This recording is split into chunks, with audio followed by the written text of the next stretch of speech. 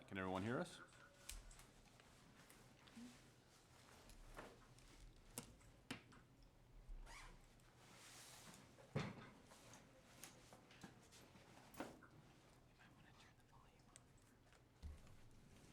Hello? Uh-oh. Mark, fix your computer. Mark, is that you? I'm She, trying tri- it. she tried to warn you. We had I'm that on last full- time, didn't we? Yeah. Reverb system.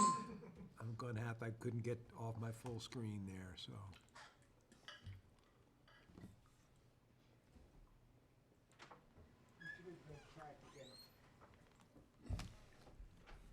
All right, do we have audio now? I hear you, Mr. Mayor. All right, thank you very much. All right, the time is now 7:02 PM, and I will call the meeting to order. May we have roll call, please? Mayor Reichel, Here? Pro Tem Knott, Trustee Britnall, Here. Trustee Klassen, Here. Trustee Flores, Trustee Hanrahan, Here. Trustee Seifert. Here. All right, may we rise for the Pledge of Allegiance and a moment of silence.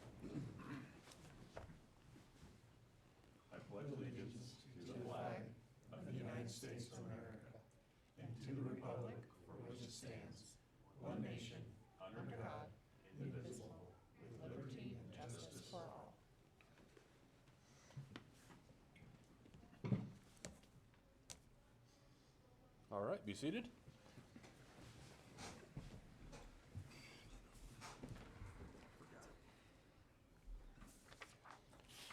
The first item on tonight's agenda is public comments. Persons desiring to make public comments on items not on the agenda, please activate the raised hand function in the meeting program.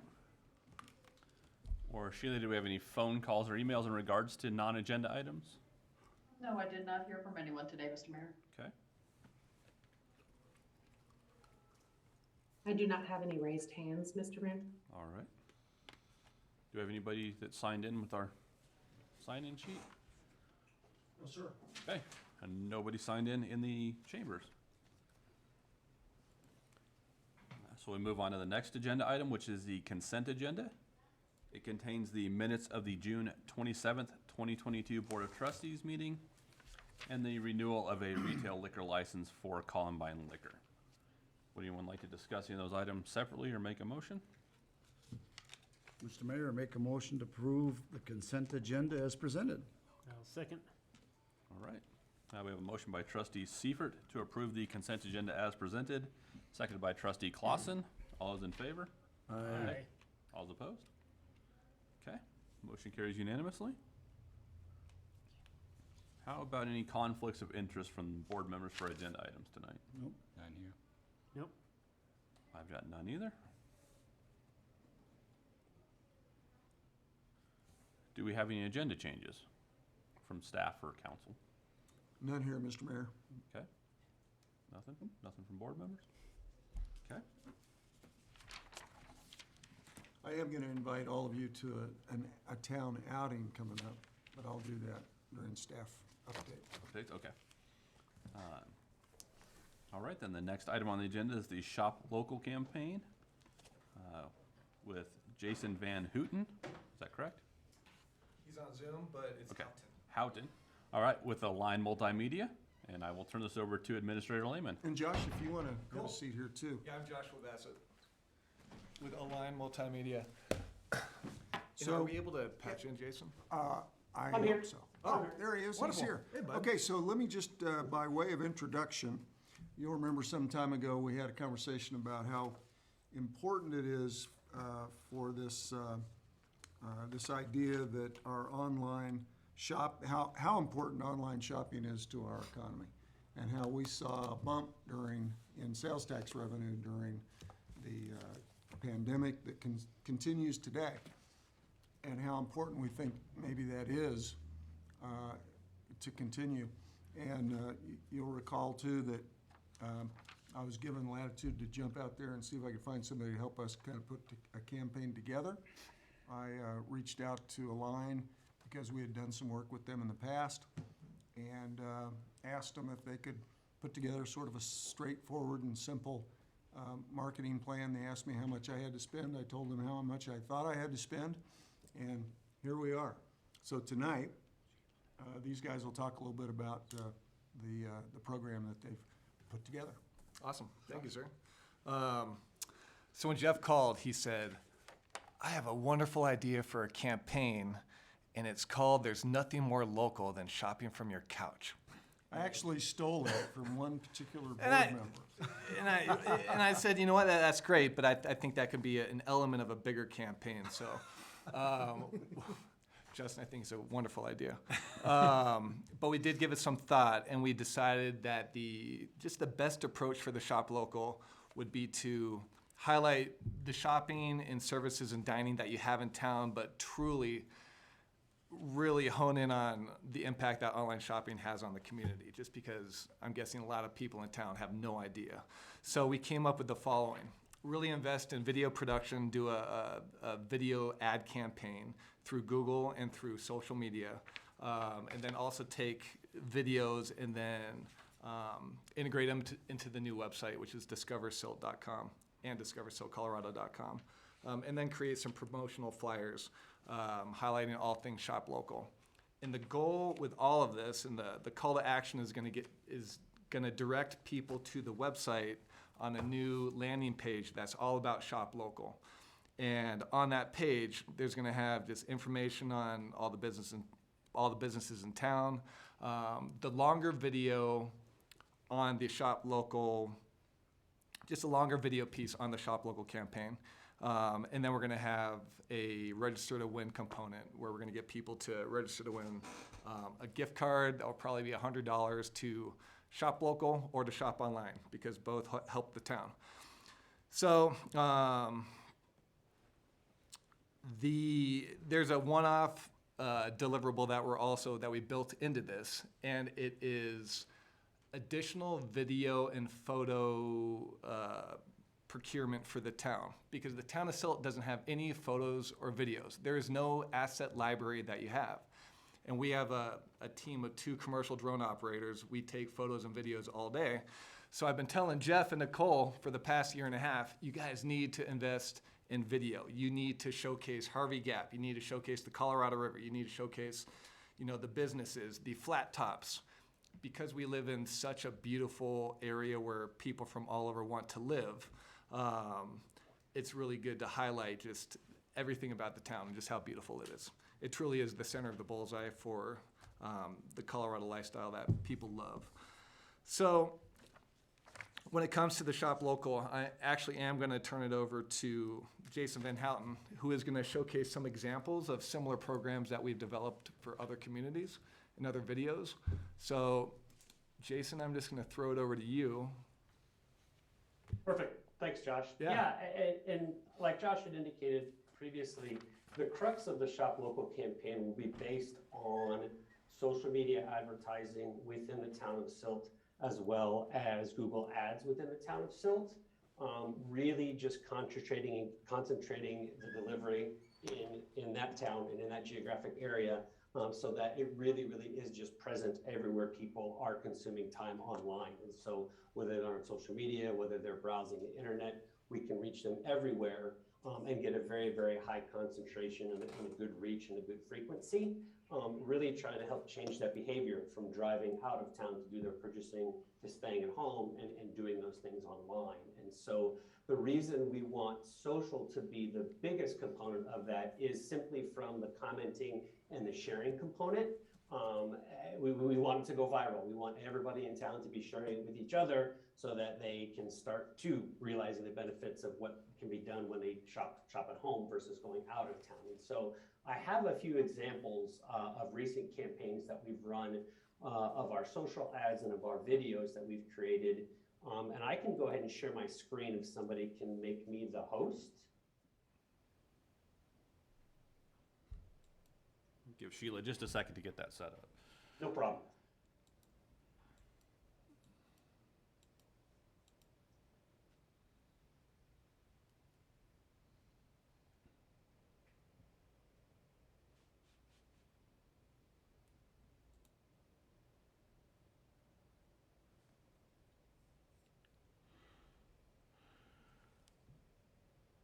You should be a co-host now, Jason. Alrighty, let me pop in here and share my screen with sound.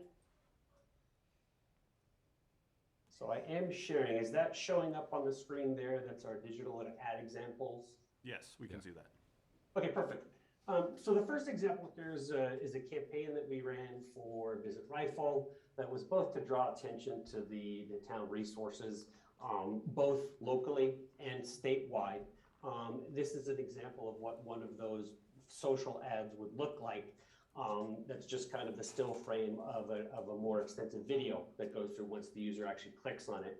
But what I really want to call out are the engagement numbers that you can see on the bottom. If you look at this one on the right from Visit Rifle of Rifle Falls, you can see that there were 10,000 engagements, like likes and loves on it, with well over 1,000 comments and over 3,000 shares.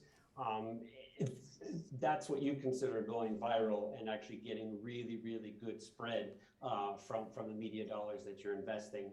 The other one was the more local ad that was ran, but still ran a really, really good amount of engagement with 139 engagements and 29 comments and 22 shares.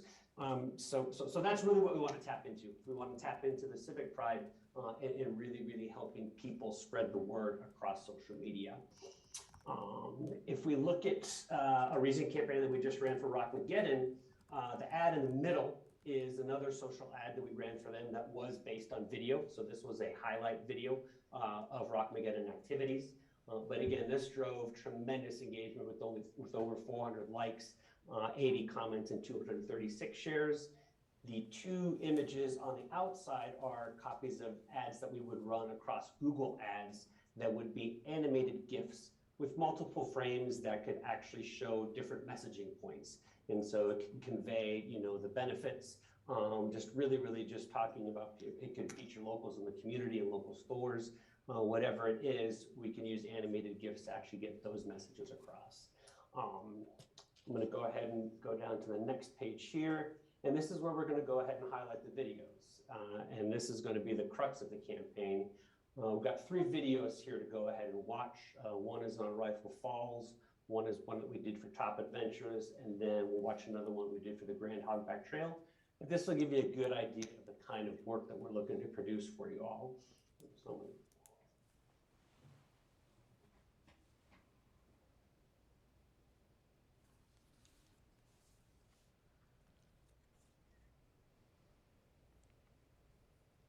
is the sound coming through? Nothing's coming through. That's really weird. Oh, there we go. Is that coming through on your end? We can hear it, but we can't see anything. No? Most likely you've chosen to share just a single window instead of your entire screen, so you're probably just shared on the wrong window if you have a second window open. There we go. Okay. Thanks for the tip. It's a little choppy.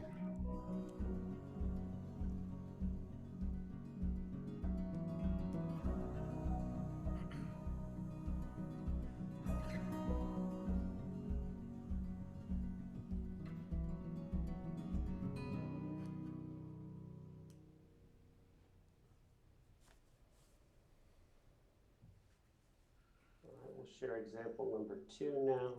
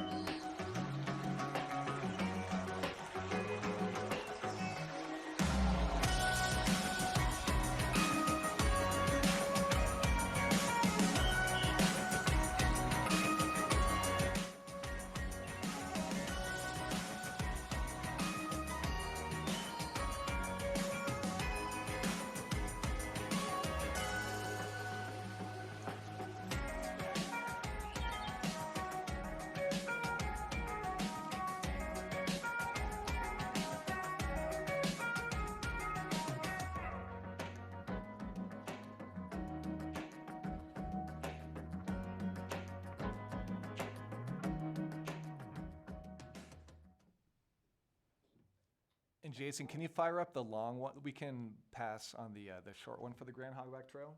And if you want to do the long one, and I just think we need, 60 seconds. You don't need to play the entire thing. I think that's this one. Yep. This one, right? Yep. Yep.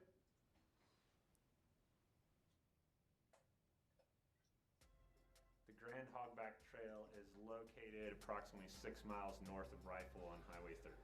The overall trail system will be about 18 miles long, and it will span a variety of skill levels from beginner to advanced. We also have a variety of trail styles as well, from single track to machine built flow trails, some very technical rocky trail, and then also just kind of sagebrush flow style trails as well.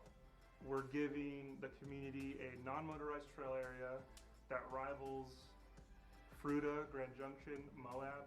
Where Rifle is along the I-70 corridor, people are looking for trail systems to explore, and Rifle hasn't been able to offer that yet, and now we can say we can.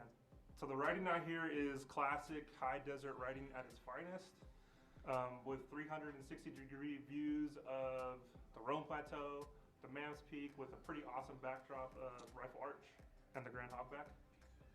The most exciting part for me is to build.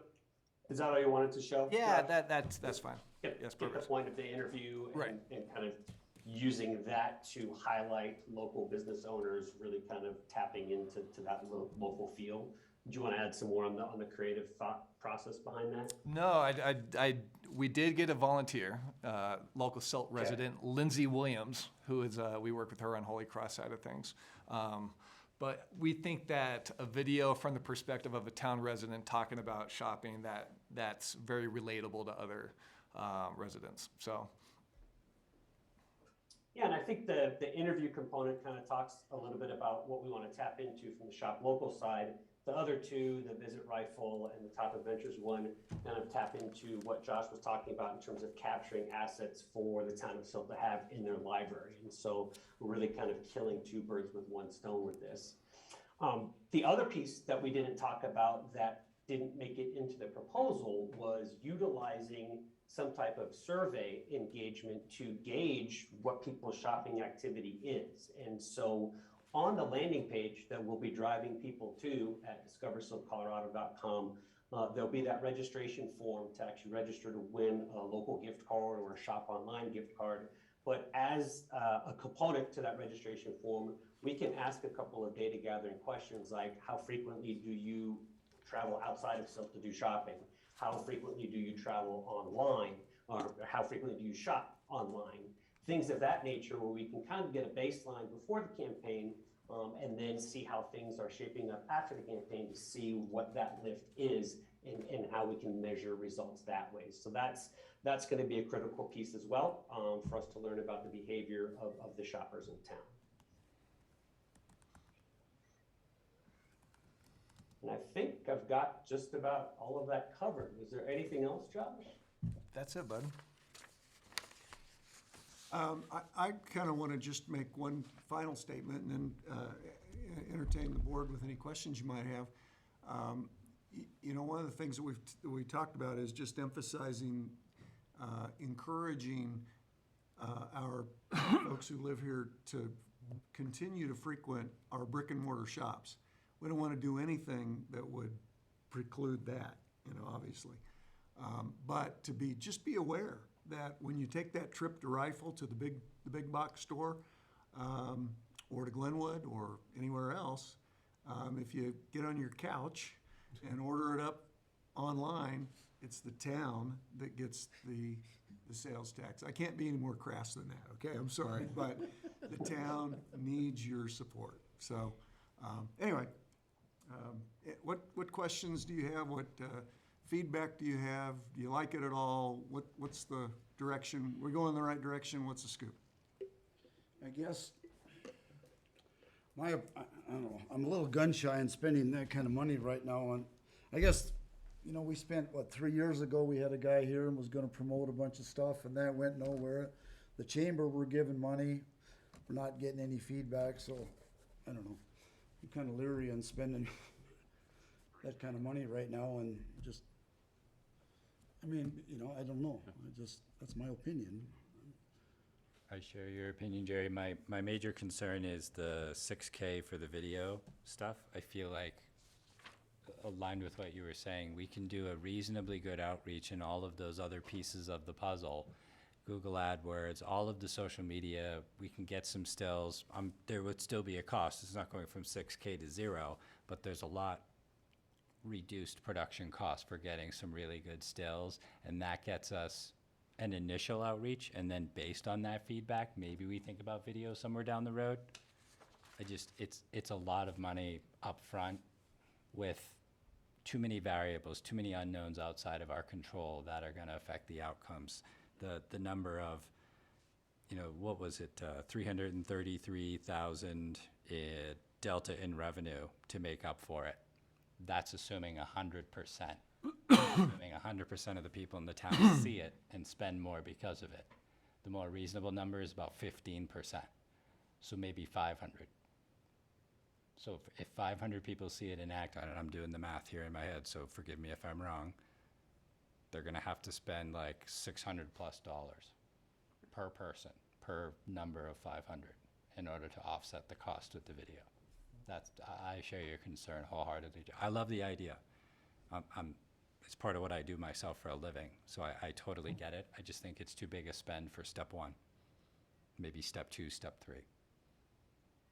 And yeah, to kind of echo those thoughts, I kind of feel it's something that the chamber should be doing, because we've had discussions in the past where we spend quite a bit of money to be a chamber member, but we don't necessarily see a lot, if anything, in return. So I kind of am along the lines of this should be a chamber effort. And I think it's a good idea. Can I just, counter to that is that the chamber doesn't just represent the It town of Silt. represents everybody, So yes. they're not going to, you know, The chamber doesn't. Yeah. this isn't gonna be their message. Yeah. Just so, you know, Yeah. we're clear. But statistically, they don't represent us at all right now. I'm not gonna go off on my chamber rant. But I think we do need to take the reins of this ourselves, because we simply cannot depend on them based on past experience, that they're gonna do anything on our behalf. That's true. That's true. And then my other question was, the 333,000, how long would it take? How long will it take you to to spend get that point? $666 more? Yeah, and if, That's additional you already planned on spending. Yeah. Right, that's, And if there's fears of, us going into a recession, is this really 10,000 we need to spend right now? I'm not gonna fall on my sword over this at all, but I do wanna point out that our goal when we first talked about this was to keep things as they are, not necessarily increase, but I knew that might be a question, so that's why I put it in there. But I don't know that driving additional income or additional revenue should be the goal here. It's really about maintaining where we came out of COVID at that level. That level.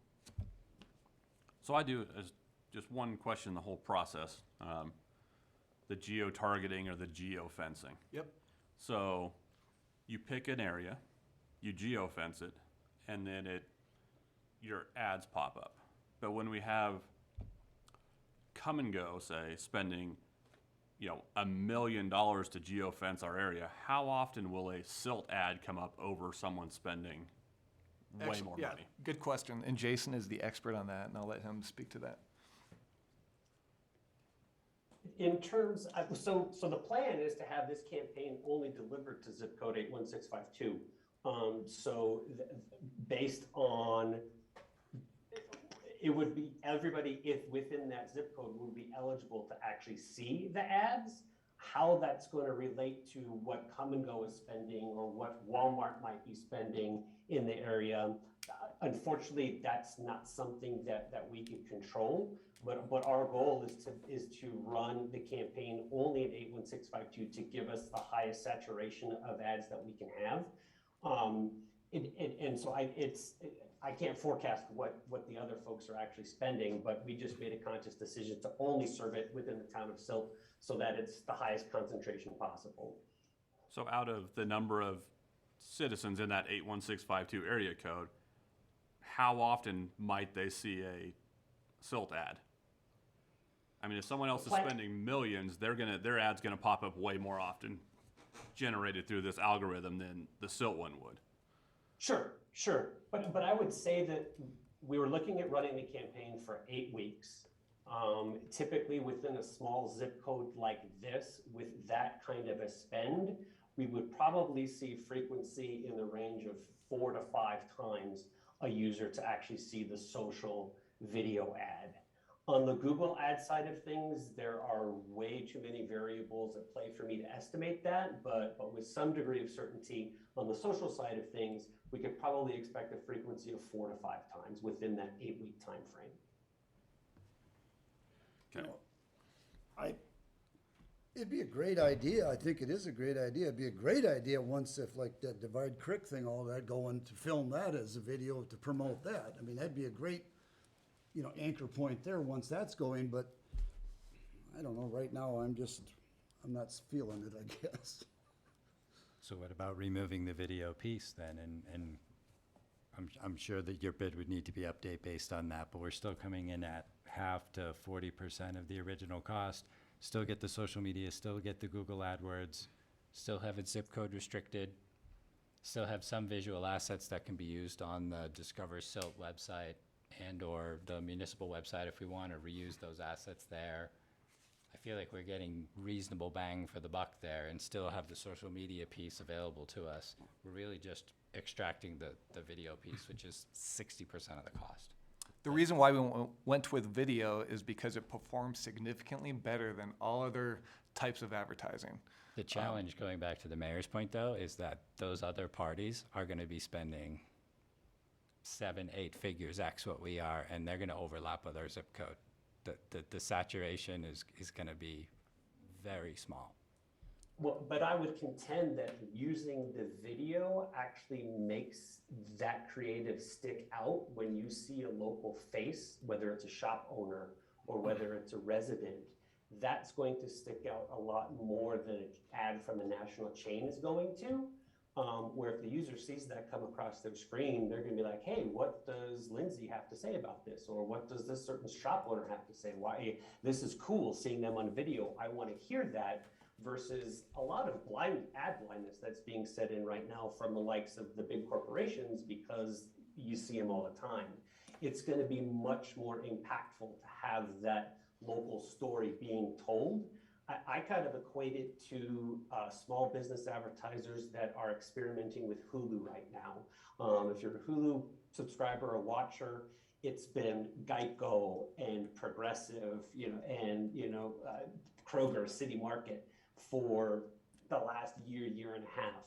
Now that local advertisers are being able to tap into that from a self-serve model, I'm down here in Grand Junction, but every so often I see an ad for Atlas Solar pop up in stream during the middle of a Hulu program. And I lean forward because I'm like, oh, this is great. This is somebody local that's taking part in this. I'm really, really curious about what they have to say. The other ones, they're just being tuned out. And so video is just going to, like Josh said, it's going to perform much better. And it's actually going to stick out a lot more than a lot of those ads that are on every 15 seconds. But your example takes for granted that they're going to see it the first time, which is going to be significantly statistically reduced because of those other parties spending so much more. I'm not disagreeing with your premise, but you're assuming they're going to see the ad the first time, and it's simply not going to be the case more often than not. Well, we'd have to rely on the metrics for that, but I think that, based on what we've seen with previous campaigns that we've run, video engagement is very, very, very, very high.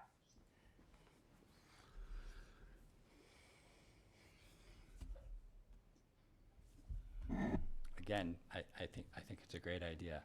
I balk at the spend, like it sounds many of you on the board also have. And I feel like cutting out the video is an effective way to rebalance that, get get some benefit, but reduce that upfront cost, and let's see how it performs. Maybe, again, phase 2 or phase 3 in a year or two, maybe some other developments are well on their way, and then we can leverage those assets for video. I love that idea.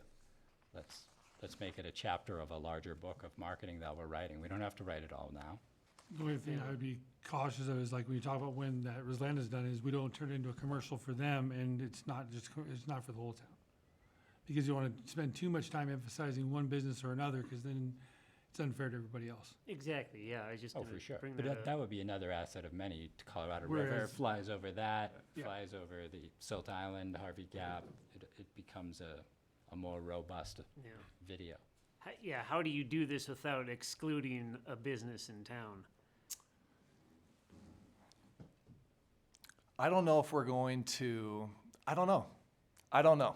I think that it's all about the way that it's produced, because if it comes from the perspective of a resident talking about all of the great options in town, you don't have too many businesses. I don't think it will take a lot to actually, mention all of them,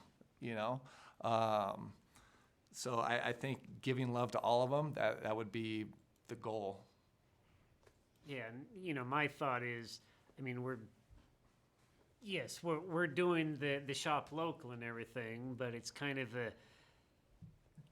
an advertisement that, a lot of these, like the restaurants and stuff like that don't necessarily have to pay for, and it's kind of, the taxpayers are kind of footing the bill for advertising for these, the restaurants, for example, and how do you do that without excluding, like a carpet store, for example. Right. But again, the goal is to provide awareness about the impact that online shopping has to the town.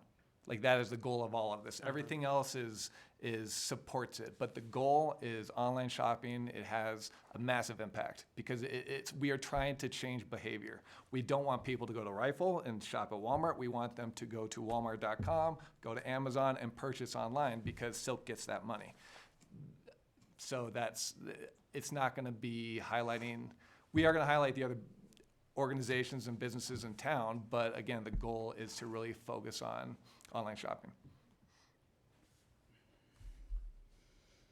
While at the same time supporting our brick and mortar shops and involving them in this conversation. And some of those banners could actually be used by them on social media. Some of them will choose to engage and create their own convergent marketing flow that integrates with our own on social. That's a discussion to have with the business community, of course, but more eyeballs is more eyeballs. They're not going to say no. All the questions I have. So how do we feel about the shop local landing page for $600? Is That seems reasonable to that me. seems reasonable, I think. I'd charge a lot more. I think, yeah. Just as a point of reference. Well, and some of that though is that they're using the video that they're creating in the first $6,000. Yeah, the And dumping that theming, into the everything else, branding, so it's all that- going to be, no pun intended, aligned. It makes sense if these guys are out there getting the assets, generating the content, they should be responsible and be approved to go in and create that page. But if you guys are not shooting a video, do you have content for a shop local landing page? We could have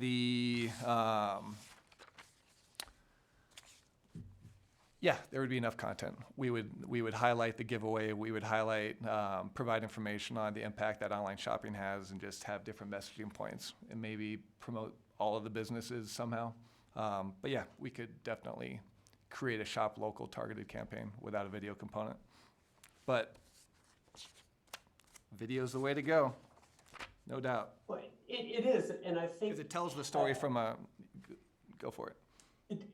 It does. I think video is important, and I think what we need to look at a little bit closer is that $59.50 from the video production standpoint also includes $2,000 in video production to use to build up the Town of Silt asset library. So that was actually kind of a strategic decision that we came to in conversations with Jeff, where we had an initial element of this campaign was a direct mail piece to kind of distribute to everybody in Silt to talk about, to convey the message of how the tax dollars stay in town when online shopping is done. We kind of we came to an agreement that said that may not necessarily be as impactful as shifting that budget to this video asset creation, which could be used long-term versus the one-time hit that we get from that direct mail piece. So that's kind of where the $2,000 ended up for the Beauty of Silt video production. So that is kind of a separate component, if you will, to the shop local piece, which if that gets then carved out, maybe that makes that number a little bit more reasonable for you guys to bite off. And I know you mentioned that Silt doesn't have like a digital library, but we've hired a line in the past to do work for the town. I'm trying to remember what that video was that they shot for us. Yeah, it was November of 2018. That was right when I started. We did a video for, I forget, honestly. I didn't have anything to do with that project. So we should, I mean, within It that, was there's- used at a chamber event. I know that. So there's, It's brown. It's not, the visuals are not very attractive. It was shot in November, which is the wrong time to long shoot time a of year video. to shoot pretty Yeah. video, but, yeah, I don't know. And really my other thing is I know how well the online sales tax dollars does for the town of Silt. But it goes back to the old thing that Amazon's not donating to our Little League team. Amazon's not sending us money to help, put in playground equipment. When a local business you can walk into, say, hey, we need shirts for our kids' baseball teams, and they write you a check.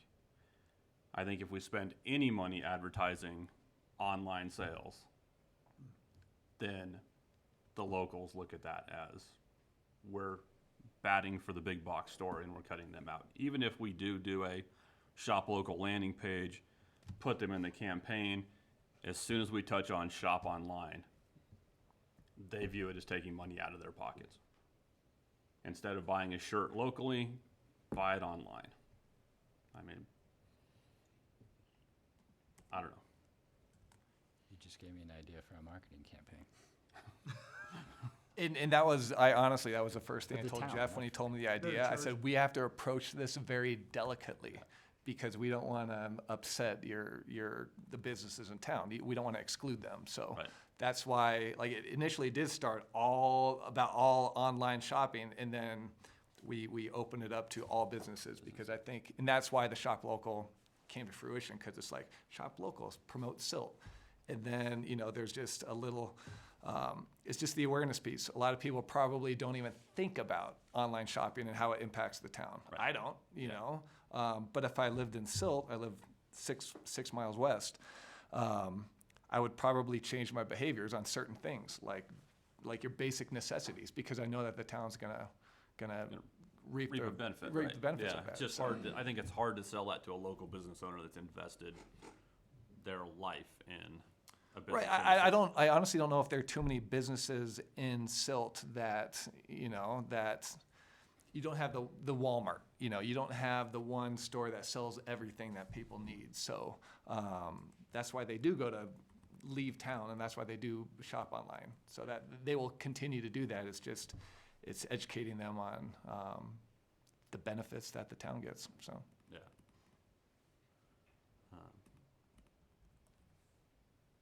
I guess the other component would be the flyer. I travel a lot. They have those flyer displays everywhere, and I've 0 times in my life in the last 10 years grabbed one of those because everything is online at this point. Right, and the flyer would be, we've talked about putting it as inserts in town utility. Utility, yeah. Yep. And then businesses around town. And farmer's market, Yeah. and town events.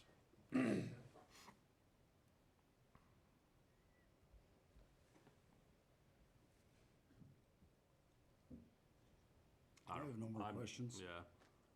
I don't have any more questions. I don't think I'm on board with this. No.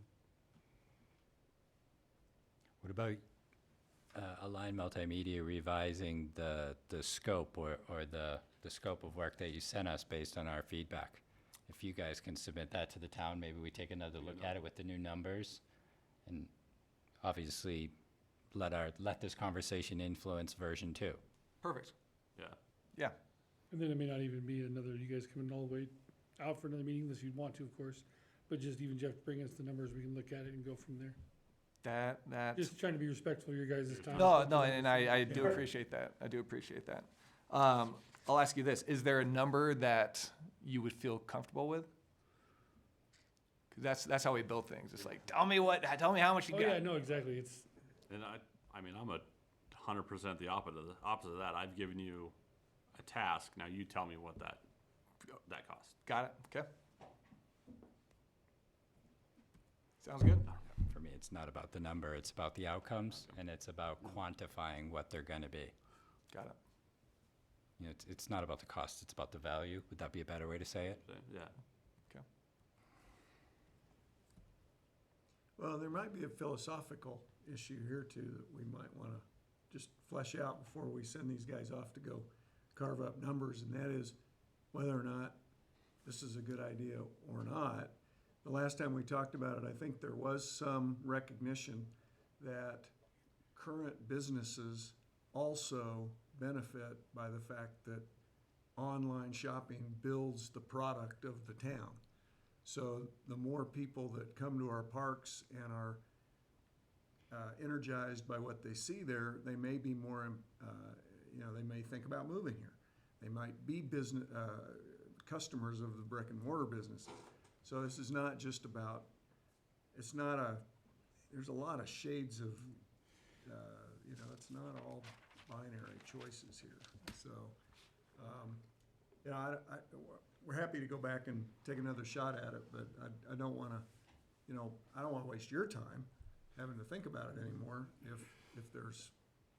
And I agree, if the value's there, then it's worth it.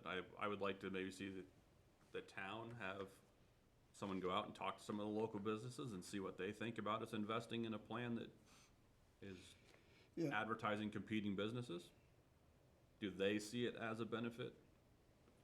And 3 of the big businesses in town already, I guarantee, are 100% online. The 2 motels, that's all online, and the KOA is all online. Being booked already online, I guarantee you, that's all 100% online already. Yeah, I'm looking at, the Whimsical Wagon. The what? The Whimsical Wagon.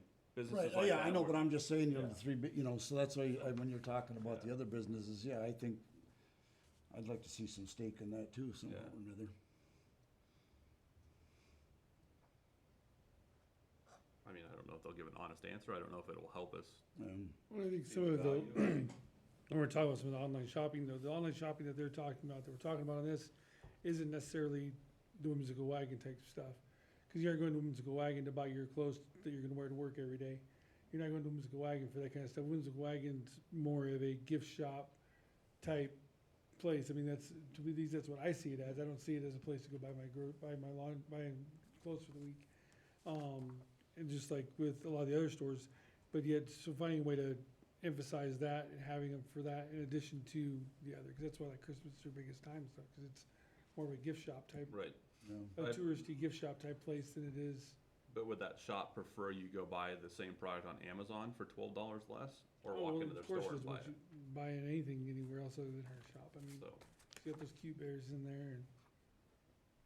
I think in Jeff, to your point, that in my brain at least, this is added. I've got like half a page of notes now that I'll be following up with you and Nicole about outside of this meeting, but obviously we'll provide that feedback to Align Multimedia as well. I think I agree with you. It's not a binary, it's not an all or nothing. There are multiple impacting factors. I just want to talk through them and get everybody's feedback so that we can help you guys refine your quote and services in a way that helps us all get it done. yeah. But I don't want to I could do this till midnight, so. And I already did that last meeting, so let's skip it this time. I do think there is a value to it. It's just where's that happy medium? Absolutely. Yeah. And we have as much say in that as you guys do in terms of our own feedback in the business community. I love the idea of having an informal survey of that business community and saying what matters more Yeah. and providing some context. Yeah. Yeah.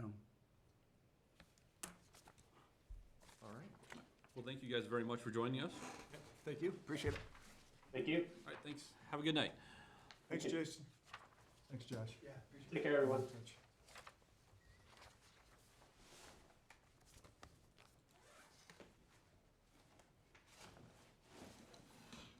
about the fact it's not an extension.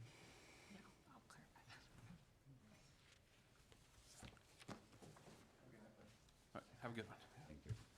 All right, the next item on tonight's agenda is the listing agreement discussion and extension request with Joe Carpenter, and I will turn us over to Attorney Denkinger. Thank you, Mr. Mayor. Just one clarification on the name of this agenda item before we get started. It's just a listing agreement discussion. The extension request is not a part of this tonight. I think Okay. that was just misnamed. So this is, and we have Joe Carpenter here from Market Trends Real Estate to answer questions about the contract and give you a little more context about this property and the listing. But as I've noted in this brief cover memo, this is a listing agreement for the vacant parcel of land between the Holiday Inn and the frontage road just south of I-70. This particular agreement is between the town and Joe Carpenter in his new firm, Market Trends Real Estate. But recently, over the last year, there was an agreement, a listing agreement in effect for this property between the town and Joe Carpenter in his former firm, Integrated Mountain Properties.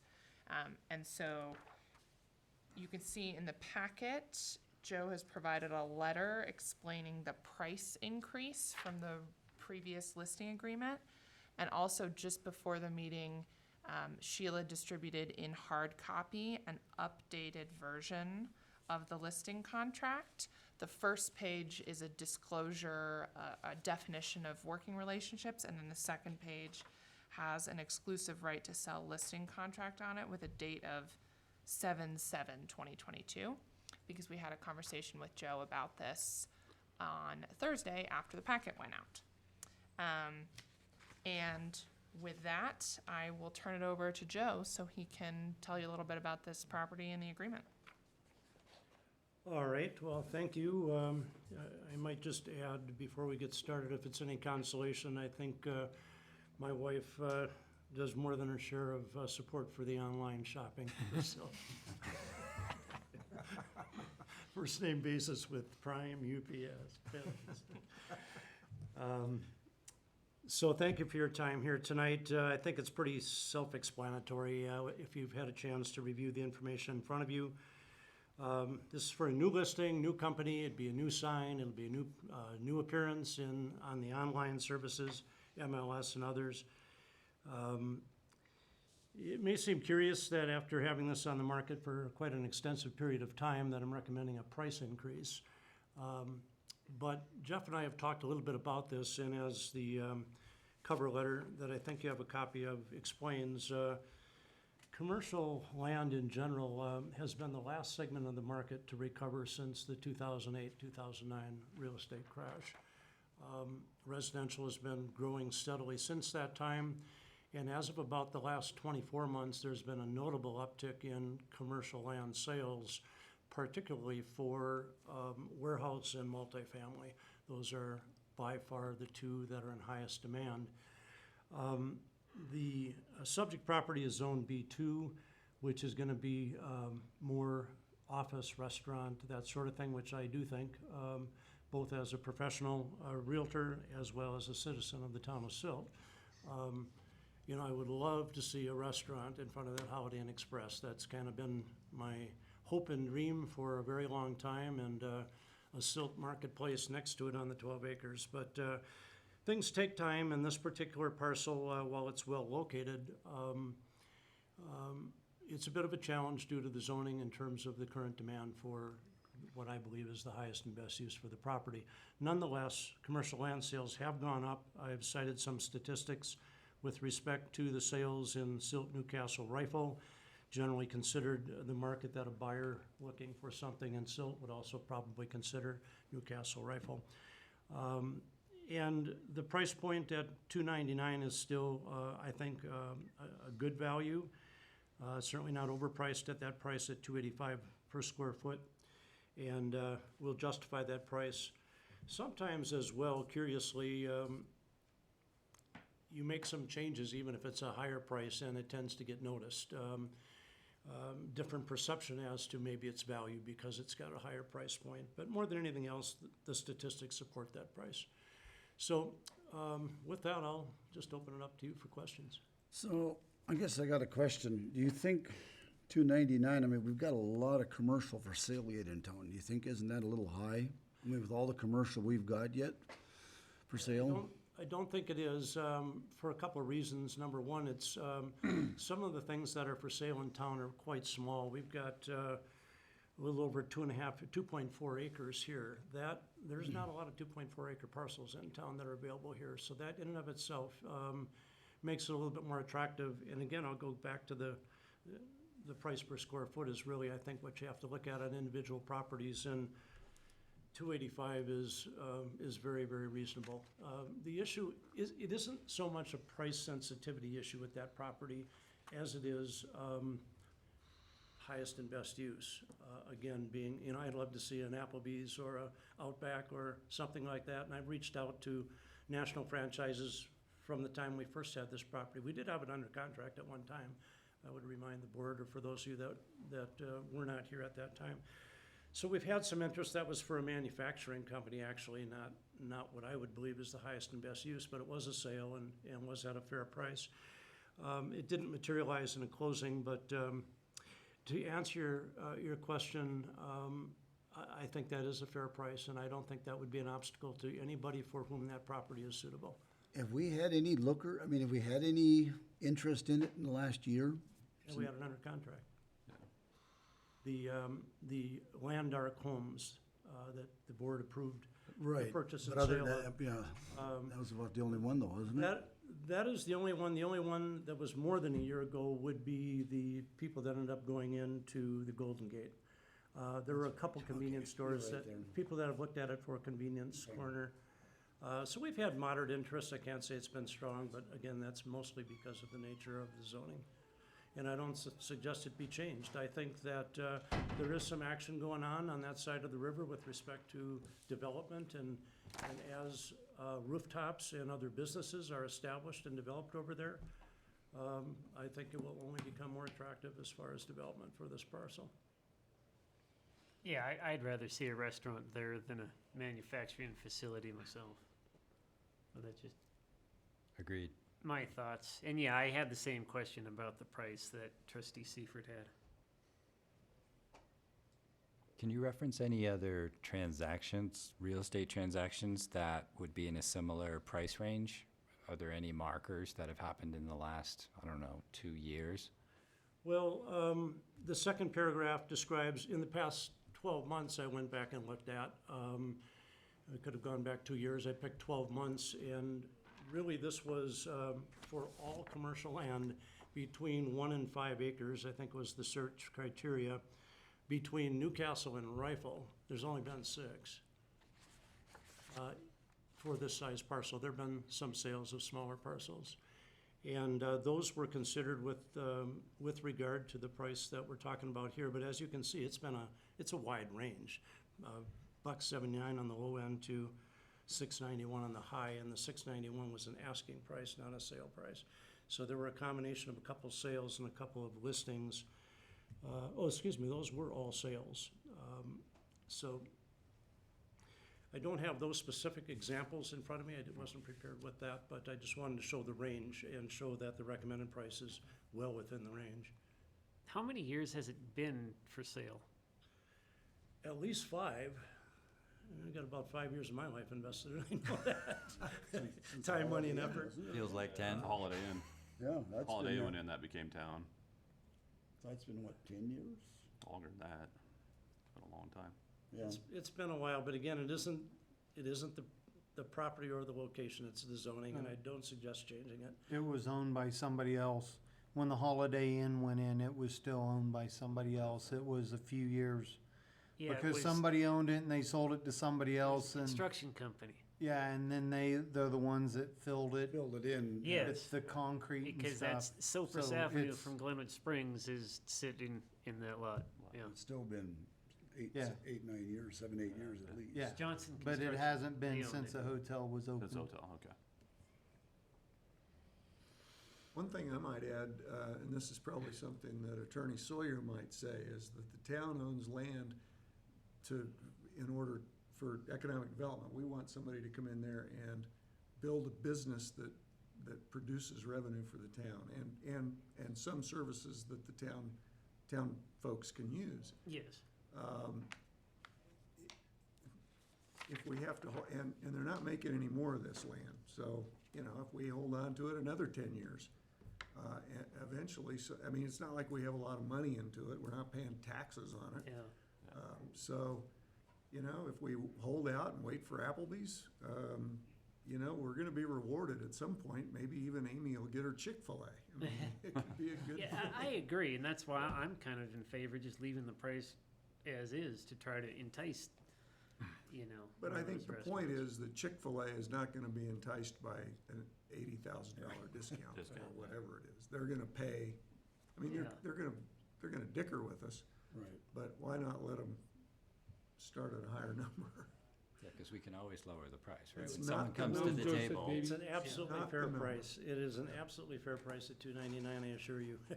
Well, and I doubt that, Mr. Carpenter's trying to price it at a point that it's not gonna sell, cause it's not his goal, obviously, so. Just sit on it. Haven't made any money yet on Yeah. it. He's got 5 years, yeah. Yeah. Didn't we have the price up at one time and drop it, or was it always been, it hasn't been this No, we dropped it once. We dropped it At once, least but- once, right, Jim? We did on the Highway 6 property. We dropped that one. I don't believe we've ever changed dropped this one. this I think one. it's always been Dropped at this one, too. 220. Okay. Didn't the manufacturing facility ask for a reduction in price? Maybe that's what I'm I don't thinking. think so. I thought they It came in at was, 220. Pretty it may close to not have been asking. full price, but it was pretty It was close. a little close to asking, if I remember right. Again, to the point is, Because, for- yeah, if it wouldn't have been close to asking, we may not have been as willing to go for it because of the fact that we'd rather have more of a restaurant style business there possibly. well, they were going to put some of their product out front and Yeah. potentially do some sales out of there. That was the, Right. that was the potential Yep. upside from a revenue point of view. You know, I'm a resident of the town of Silt. I'm aligned with all of you with respect to what we want there and what the highest and best use is. And to Jeff's point, if it doesn't sell quickly, well, it hasn't sold quickly, but if it doesn't sell for a period of time longer, as I said in here, I don't see that value going down anytime soon. It's probably all upside. And the And the board needs to remember that if we undervalue the price too much, someone may come in and do exactly what we don't want, which is speculate on the property. And if someone comes in with a no contingencies offer and says, "Oh, I'll pay $220 for that just to hold it," there's not much we can do to prevent them from buying the land at this point. So having the price reflect a market value weeds out speculators, and as Jeff mentioned, it leaves the town the ability to negotiate the price if the right tenant comes in and the town wants to exercise some discretion for economic development purposes. Okay. I'm good with the price. I do have one question for Joe, and I don't want you to take this as anything on your character or anything, but you were privy to the date of our ending contract with Integrated Mountain. You've now started your own company, and you're here before us asking to be the listing broker again. I don't know if everyone knows that this property is now, the contract is up and ready to go underneath another contract. So have we as a town reached out to, say, Integrated and let them know that we're looking for a listing agent for this No. property?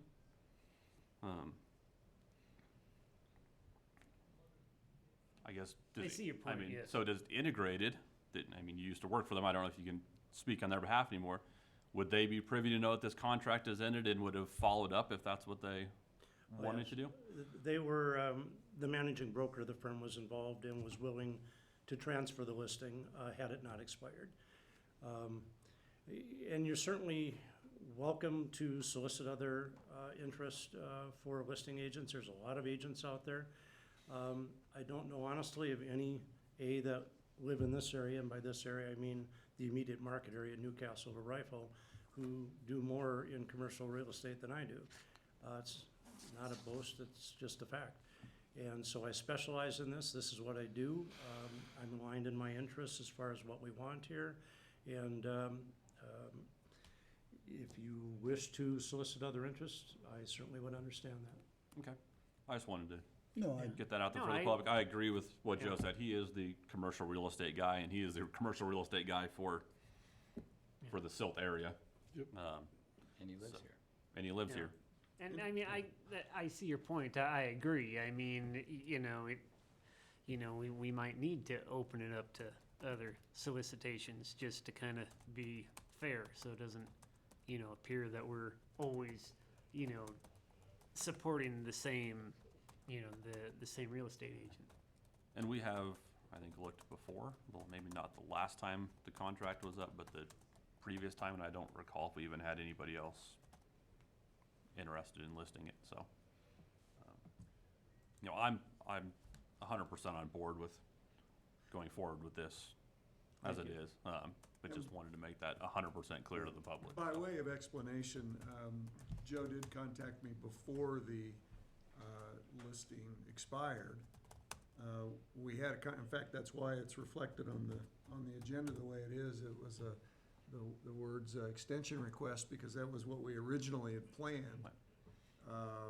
And then he came to us and said, well, as a matter of fact, I'm gonna be starting my own company, and so it didn't even occur to me, frankly, to even think about putting it out like that, but perhaps I should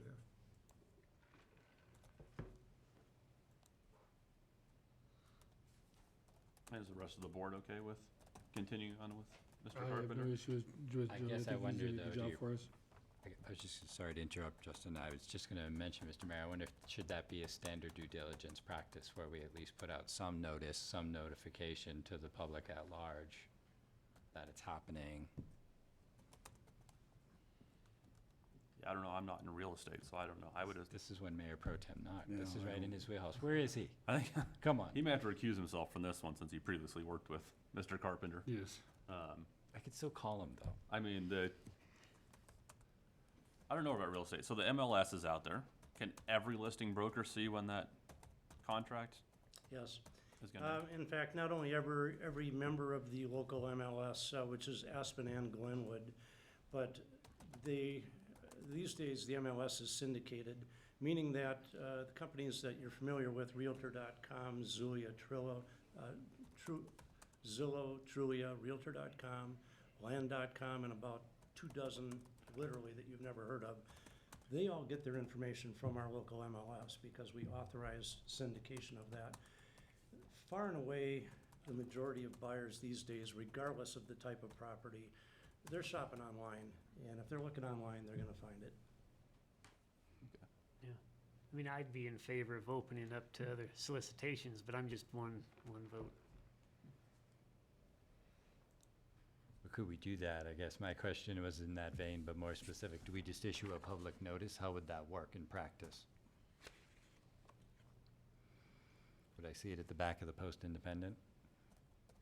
Under the legal notices? How Yeah, you would that work? More than likely in this situation, you'd have to put out an RFQ, a request for qualifications if you wanted to go that way. And then whoever wanted to list the property would send them qualifications, and you'd have to sit down and go through a selection process from that. I mean, that's how I do a lot of work that we get done with engineers and specialized people. We ask for qualifications, they send it, and then we sift through all the information and pick the best one we can look at on paper. I'm okay with what it is, I guess. Okay. I would say we continue, we do the listing agreement with Joe again, just because that's what we've been doing. It's also There, I mean, there's not, he is, like he said, just statistically, he is the commercial real estate guy for the area. So that's what he does, and if other people want to, or are looking for it, they're gonna find it online and whatnot. I guess that'd be a question for our attorneys. Do we have any legal ramifications of not doing an RFQ on this agenda item?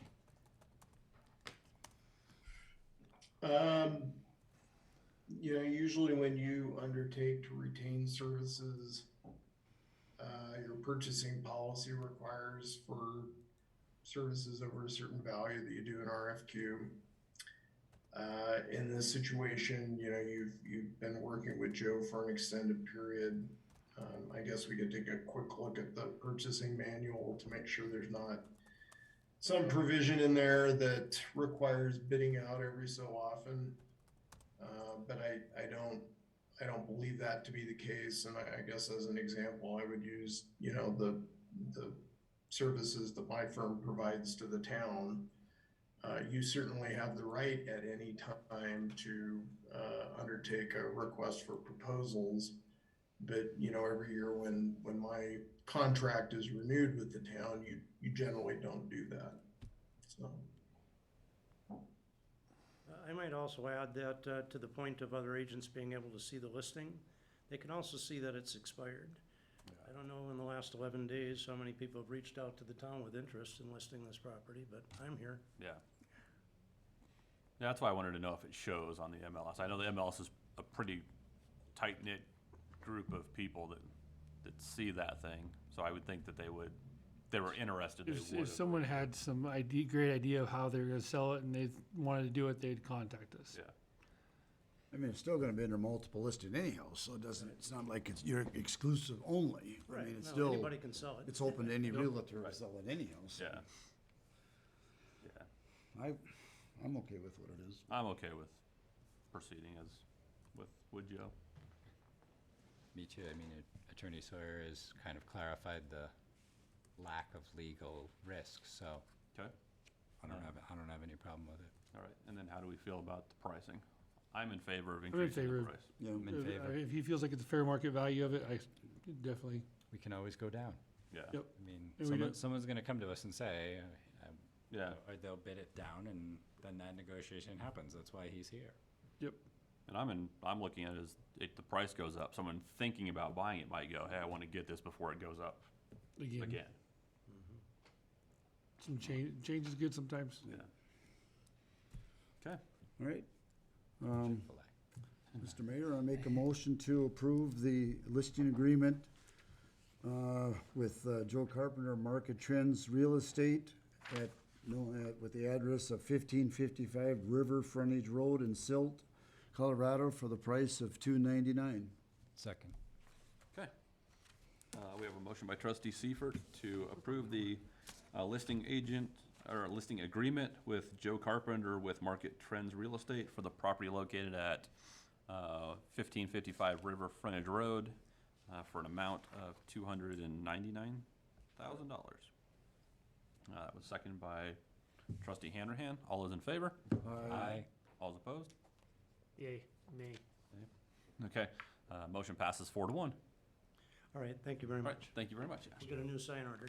All right. Perfect. Is it gonna have lights and flash and? That would be a violation of the sign. He'd be back in here with the town code violation. Yeah. Sign violation. Jeff, I'll email it to you. Okay, sounds good. Thank you. Giving P&Z extra work. Yeah.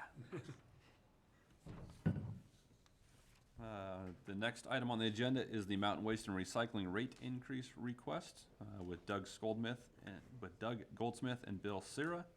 And I will turn this over to Administrator Lehman. Well, Bill's here and Doug is AWOL. I guess he's off doing some other stuff or something today. He's down in Denver. Doug has signed in.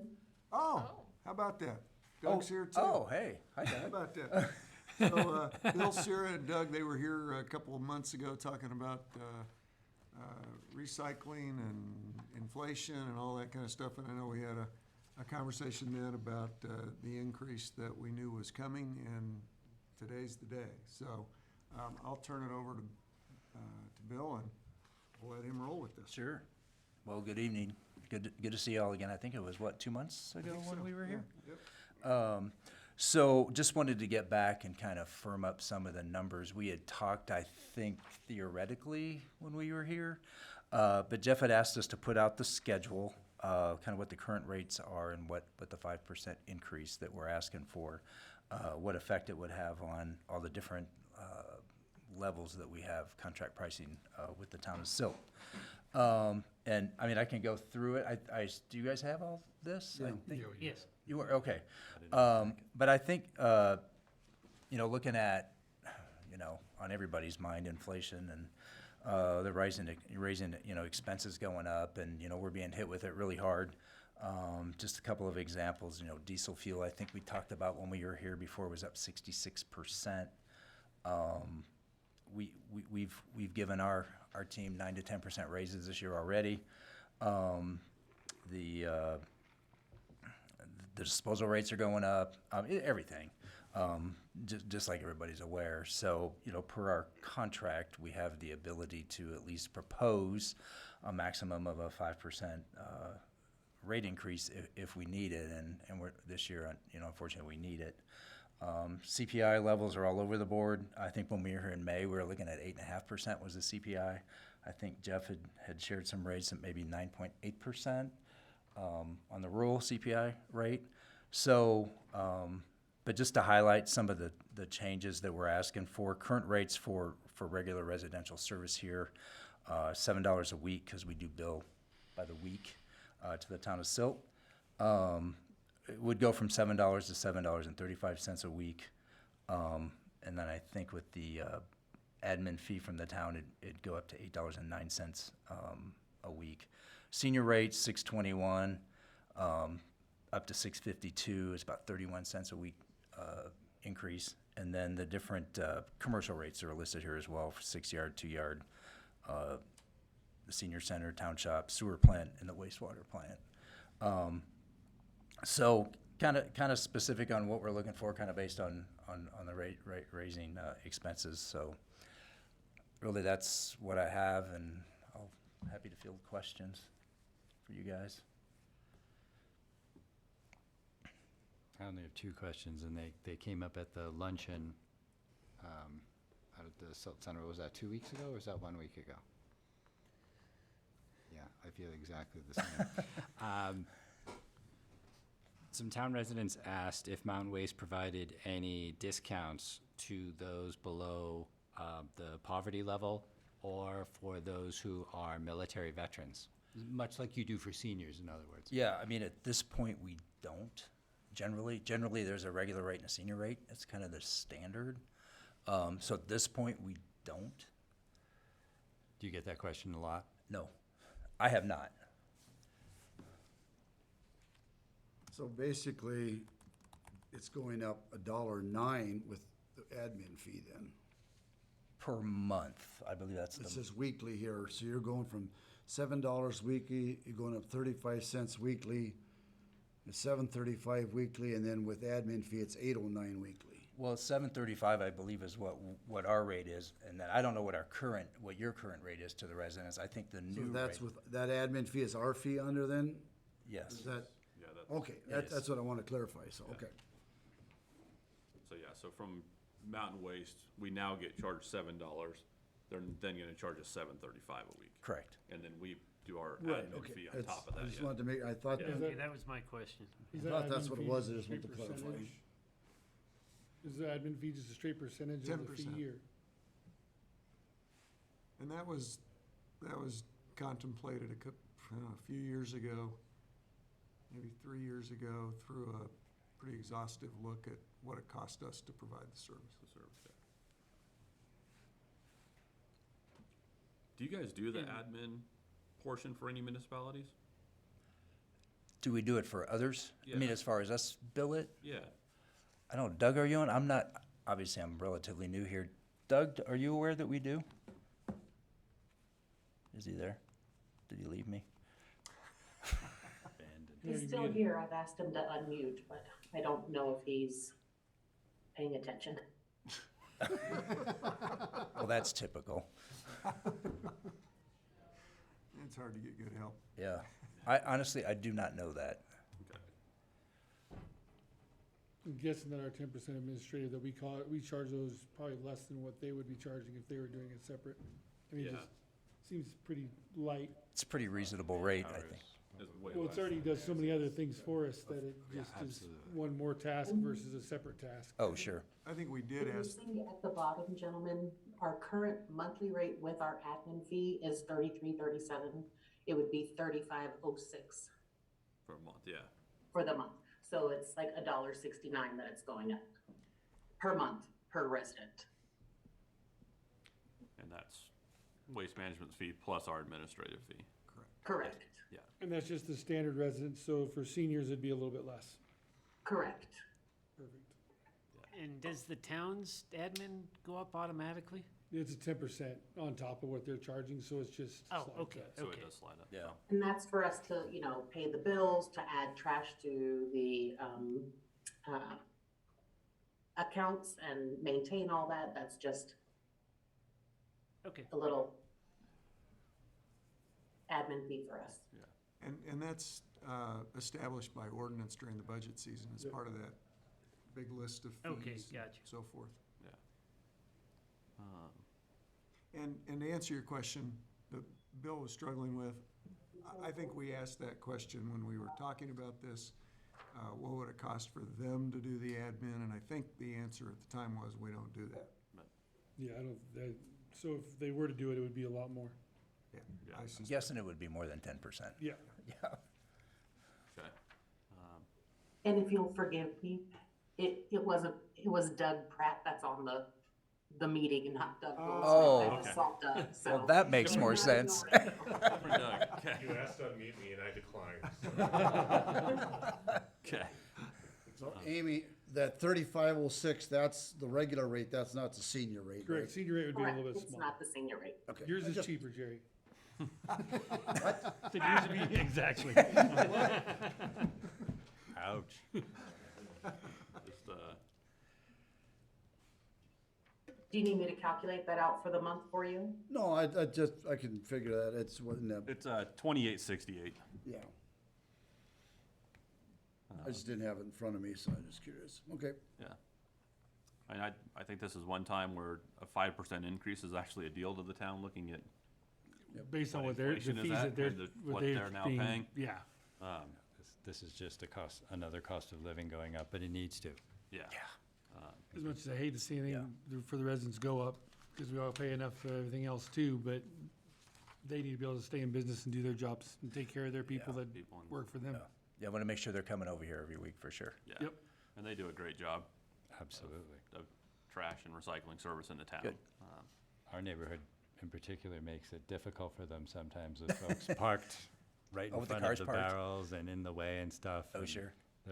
They always have a good disposition, they're super nice, and they're effective. I don't have any problem with this 5% increase. I don't either. Great.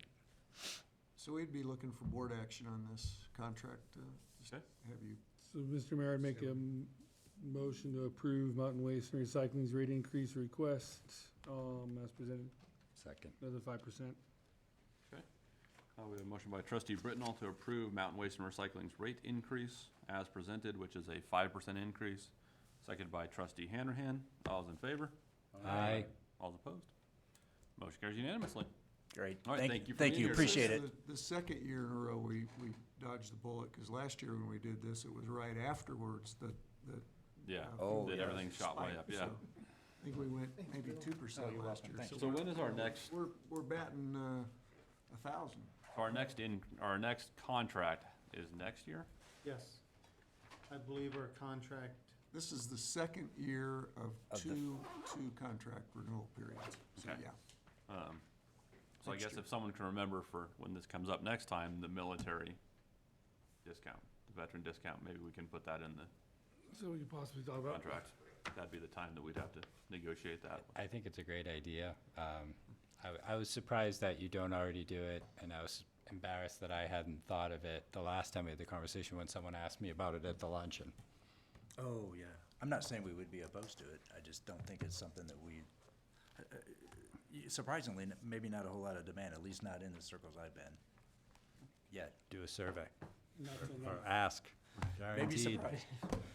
I'm guessing if Or you, maybe not. would you like this discount, most people that qualify would say yes. I meant survey municipalities, not individuals. Really? Yeah. Really, I had to clarify that for you? Come on now.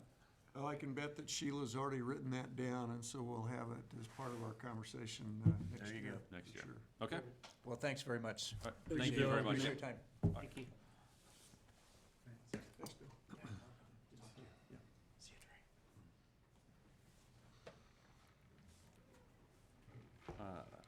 Just because this next agenda item can get lengthy, does anyone need to grab a drink or take a break before we jump into this? No? All good to go? Do you need to take a break or anything before we jump into this one? Okay. All right. Trey's cookied up. There you go. Trey's got cookies. All right, well, the next item on the agenda then is the Rislinda Planned Unit Development Rezoning and Subdivision Sketch Plan, AKA Divide Creek Center PUD. And this is a continued discussion from June 27th, 2022. Just for a note, this is a public hearing. So at this point, we will turn over to Planner Chain. Okay, thank you, Mr. Mayor. I'm going to start on this project.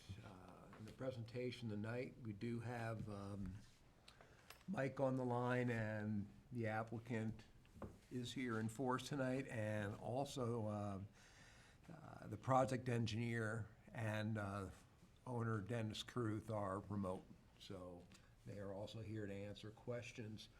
First of all, I'd just like to touch base on what I think our schedule can be.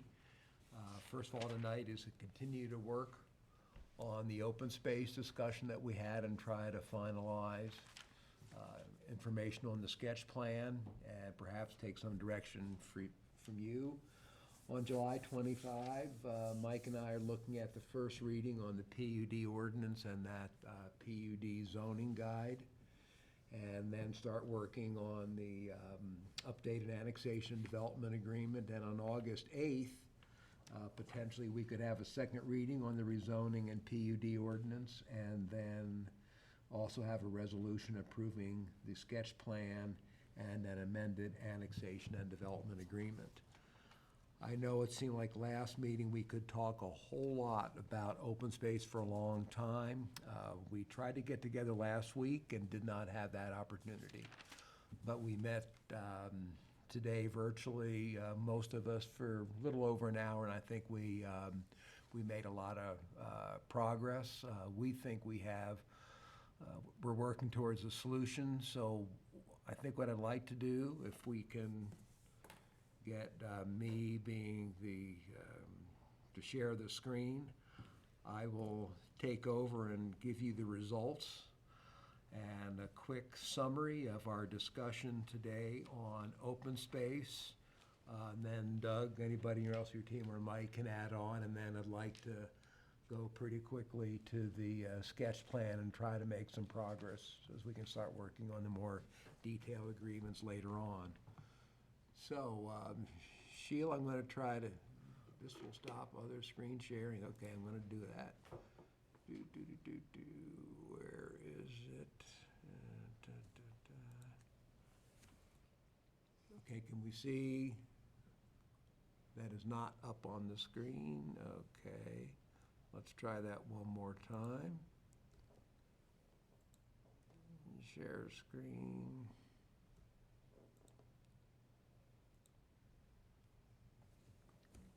Okay, here we are. At the last meeting, we had a lot of discussion, and it revolved around the river, who gets the river dedicated to it.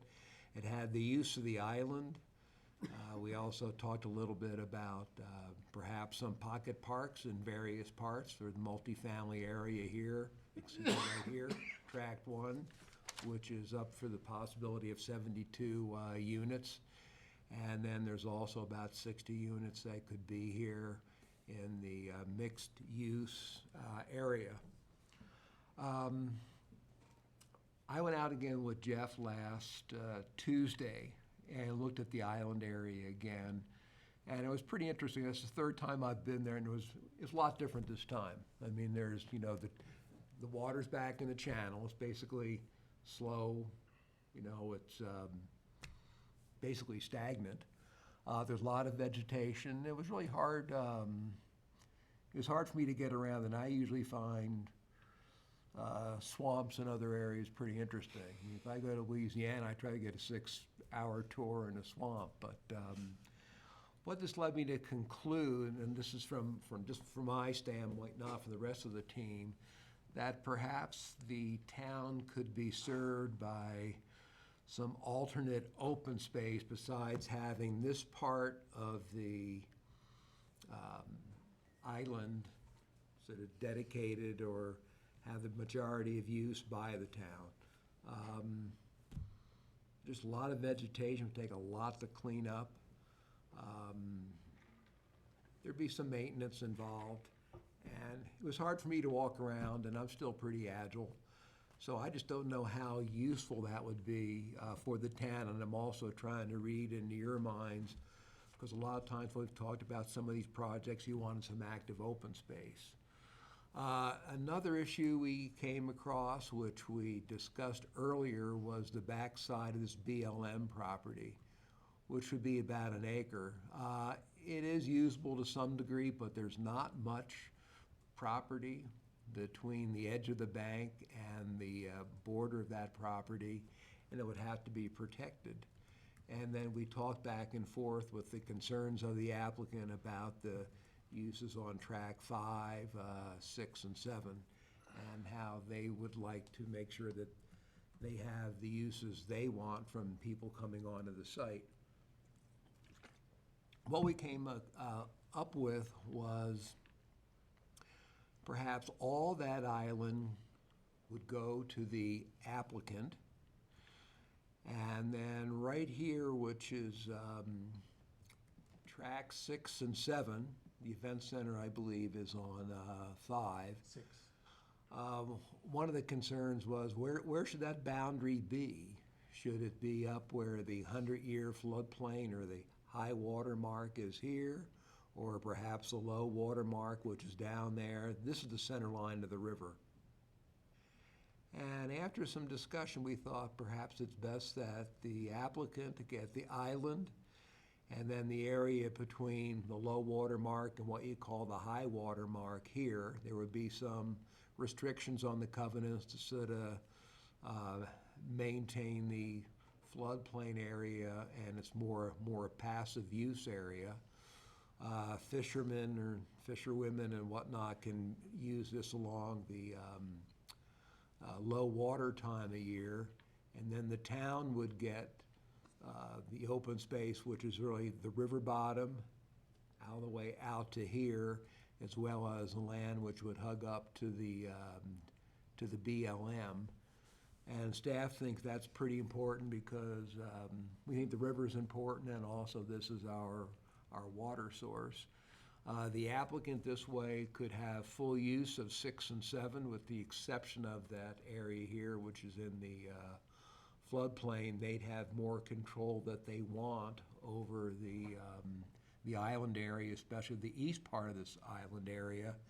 And then we talked about the need of having pocket parks where the town would have the ability, have an easement to go in and use them and have them attractive pocket parks, and perhaps the balance would be some type of fee in lieu or other way for the town to either buy additional open space or enhance some areas of what they have.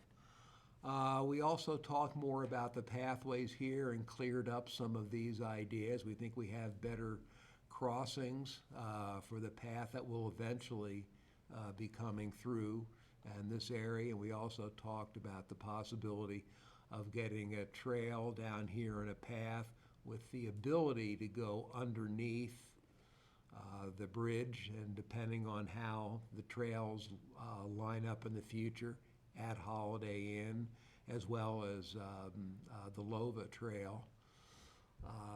So we'd have some opportunities there, and Doug has put together this map which is an update of the zoning diagram and basically the sketch plan for Rislenda. The new things, and we just didn't have a chance to get this to you today, the new comments are highlighted in blue. And right now, we think we have made some progress and think this would be a good thing to discuss tonight. And with that, I either want to hand it over to Michael for a little bit of comment and then to Doug before we have the board start taking this apart. So Mike, do you want to chime in first? Yeah, I think that the graphic that Mark has up on the screen, was a result to try and understand the unique elements of what the applicant is trying to put together here, which, while it will be open to the public as a business, simultaneously requires that the owner be able to control certain access and to the property. It's hard to run an event center if in the middle of your events people just have the right to come in and make noise and disrupt things. And so what Mark and I focused on was the ability to acquire for the public the ownership of the portion of the, I guess what I would call the wet river. So from kind of the normal water's edge to the center line, while preserving for the applicant the ownership of property kind of from the bank on upward, so that again they would have that control over that portion of the property. As Mark indicated, we have, and I think the applicant's in agreement with giving us the land from the BLM lot down to the center of the river. That they are willing to work with the town to provide an easement on the west end that will allow for potential future development of a bike trail facility underneath the county road. And that, we had a frank discussion with the applicant this morning that if there was a land use change that were to occur for parcels or tracks 5 and 6, which is where the event center will be, that a condition of a rezoning to an alternative use would be to re-examine the acquisition of the island and bank areas of the river by the public. So I think this represents kind of a compromise that will allow the use, which from the comments I heard, is something that the town is interested in seeing happen here. It will enhance public ownership of the river resource, and it will leave open the opportunity to rediscuss the island and riparian areas in the event that the event center is no longer the dominant use on those tracks in the future.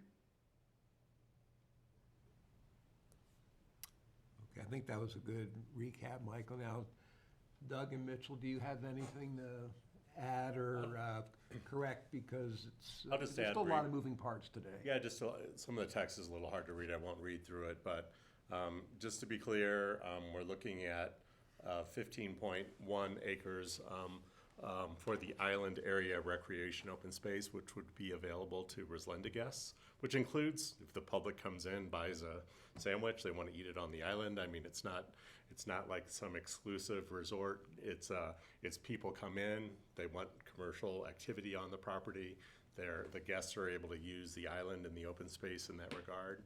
So there's 15.1 acres for the island area recreation open space, and then there's 12.3 acres, that's the river recreation open space, which would be dedicated to the town.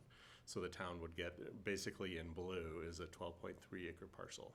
So that parcel will be working through the PUD guide, covenants, and the amended and restated annexation and development agreement to define the uses within that parcel. We will have to apply zoning to it because it is part of our PUD, but we would work with the town to establish those uses for that parcel as the applicant is interested in seeing those proceed. As Mark said, there is the opportunity for an easement for the path over on the west side of the parcel of the property that may go down to the future underpass at County Road 311. So I know you heard all of that, but those are kind of the statistics about the parcels. And within that 12.3 acre river recreation open space area, there is about 1.5 acres of land that's below the BLM parcel and a triangle of land that's just east of the BLM parcel. So it shows up in blue because that's how I colored my zoning diagram, but there is actually 1.5 acres of land in there. It is steep, but it actually is river frontage that the town would own within that 12.3 acre parcel.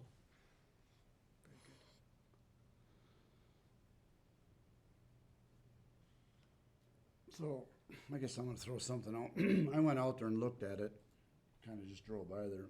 I know Trey made the comment the last time about maintaining it and stuff, and I know they're busy enough. Yeah, that's a pretty good chunk of land for the town to take on to keep up. You almost have to hire somebody else to, I don't know. Seeing all of that, I would not be objected, I guess, for you guys to be responsible for it. I mean, I'm just thinking about it, like I say, I know you've got plenty to do, and that's a pretty good chunk of land to keep. It needs a lot of work. That's gonna take a lot to keep that going, maintained. And I don't know if we have the resources or, I don't know. That's my opinion, so. They're taking care of it, they're responsible for it, and that's one less thing you've got on your plate, cause that's a pretty good chunk, so. So along those lines, would you be in favor of them just keeping everything to themselves and doing a fee in lieu of any parkland? I don't know, I'm just, yeah, I don't know.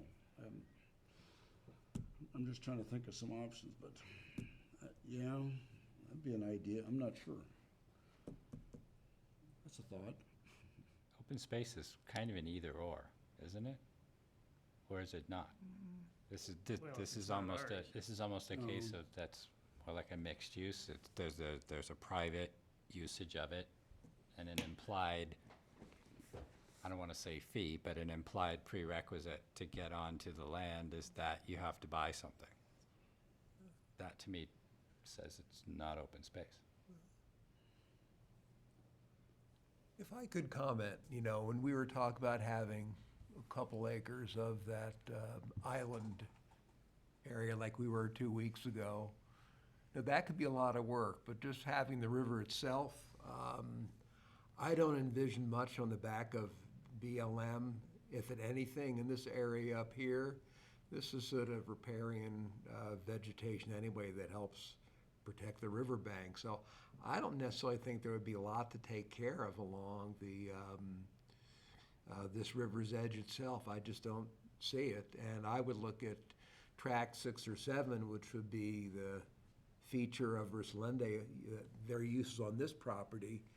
They would probably have control of the uses via the covenants right there of what more passive uses and, keep a lot of the riparian vegetation there. So I didn't think the town was gonna have that much maintenance with what that deal was. If we were having 2 or 3 acres of the island, I think that's a different ballgame. So I looked at this as being minimal work for town public works at this point. And Mike, correct me if I'm wrong, that's how I viewed it today. Yeah, I don't see this, obviously Trey can chime in, but I don't see this as adding to the town's work. The areas that the town would be receiving that blue parcel are at best passive open space, and the bulk of it is the river itself. This type of dedication is consistent with what the town required for the Camp Colorado property, where You know, and in that case, we got the river bank, and the land in the river. So this, you know, this is consistent with other dedications that we've required, of a developer. And, again, as I indicated with respect to the island, if the land use were ever changed on tracks 5 and 6 from the event center to all alternative uses, you know, it's not that we would have to take the island, but we'd at least have the opportunity to have that dialogue as part of a rezoning application. That's true. So yeah. And I look at probably there being some sort of fee in lieu because we're getting a lot of passive land and the river.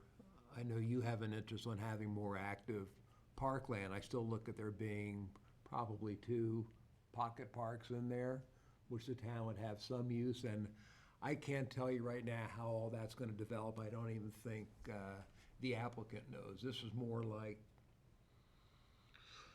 well, now it's the village at Bella Vista, Village of Painted Pastures, where a lot of the heavy lifting is at the time of site plan review. The roads change, where the open space is, and I think the same thing will be happening here, so it'll have to be an agreement that we work hard at and may even be a bit flexible depending on the shape of the open spaces, which come in as part of the pocket parks.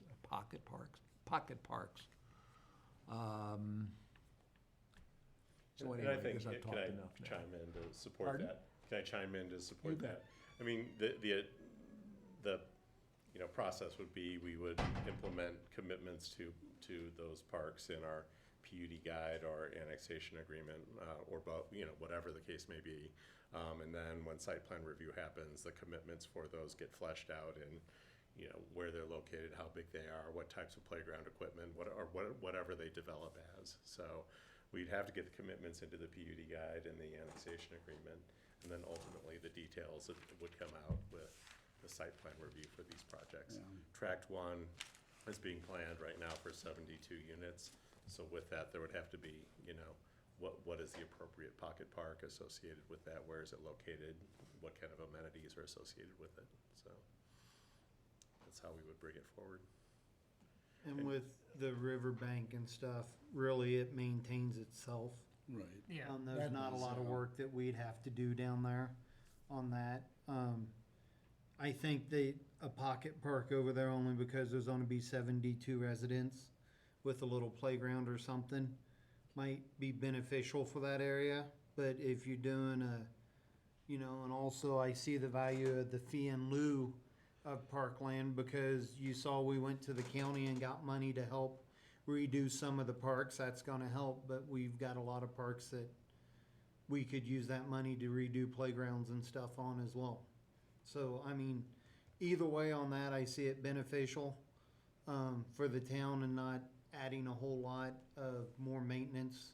You know, like I mentioned last time, we already maintained 17 parks. So, you know, another little pocket park isn't much, but, you know, if it was to maintain 15 acres or something, that would be a struggle for the department without adding more people to keep up with.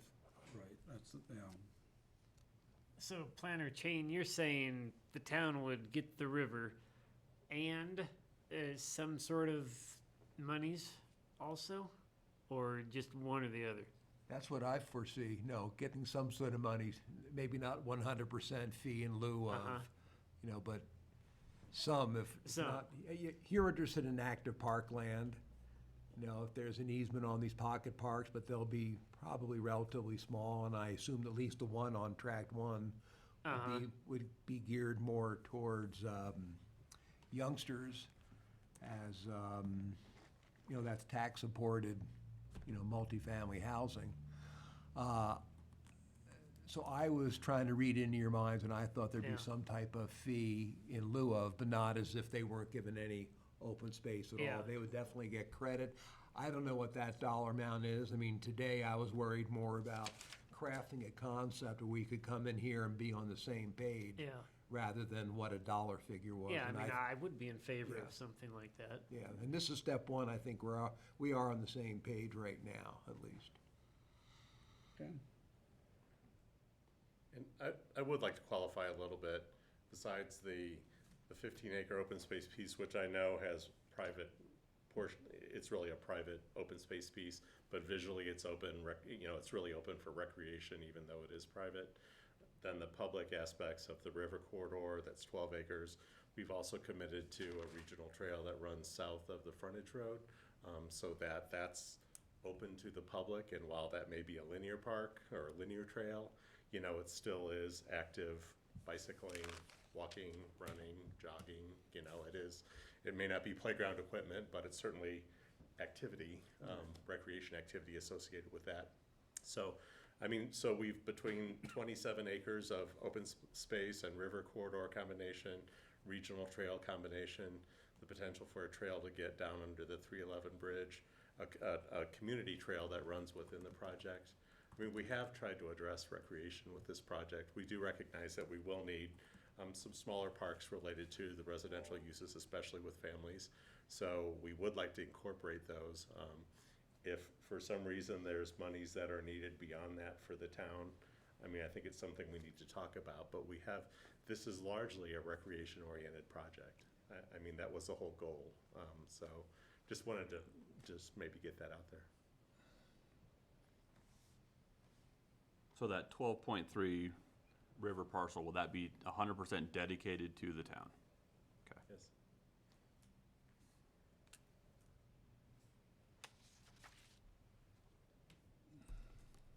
And then with the bike path to underneath, now we're just talking about an easement, not that ever being put in by this development? Well, right now, it would be a little bit of a path to nowhere because there's not really a connection on the other side. So I think as things develop in the future, there would be an easement in place and a way to work with the town or other entities to do that path. But to do it at this point, we need to secure an easement or it won't happen. But there's opportunities to work with others in the future as those portions of the portions of the land to the west gets developed. Yeah. I think that's a TBD. Get that path down there where it could go under, and depends what shows up in the next 10 years. Depends how that connection, there's a path at Holiday Inn, but that lower path on the south, it doesn't really go anywhere. Well, where's it going in 10 years? Right. Where exactly does Lova coming in? And that's, so it's, and that's where I'm worried about the to be we're gonna have determined. to work through in a number of years. This stuff has to be agreed upon at this point in the stage, or in 10 years, it's not this development's problem, it's the town's problem to make this path happen. Yeah. So I don't like the to be determined road. I want this to say, if this build out is 70%, this development puts a connection path underneath the bridge. Yeah, personally, I'd like to see it finished myself.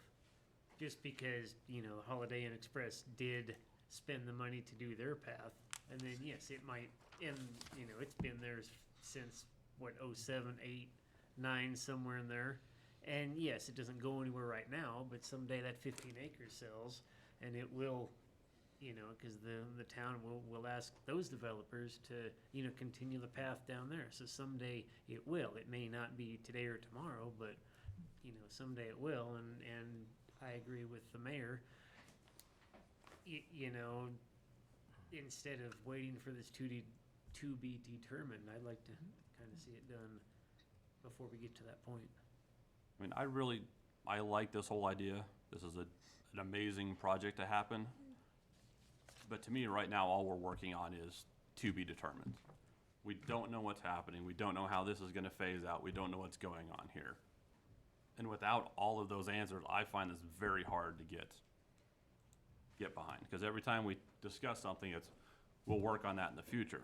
Well, we all know that once we start putting stuff in writing and passing it as a board, it's there. We don't get to come back in 6 months and say, oh, that's not what we wanted. We need to amend this. And Mr. Mayor, your comments and the other board members' comments about priorities is very helpful.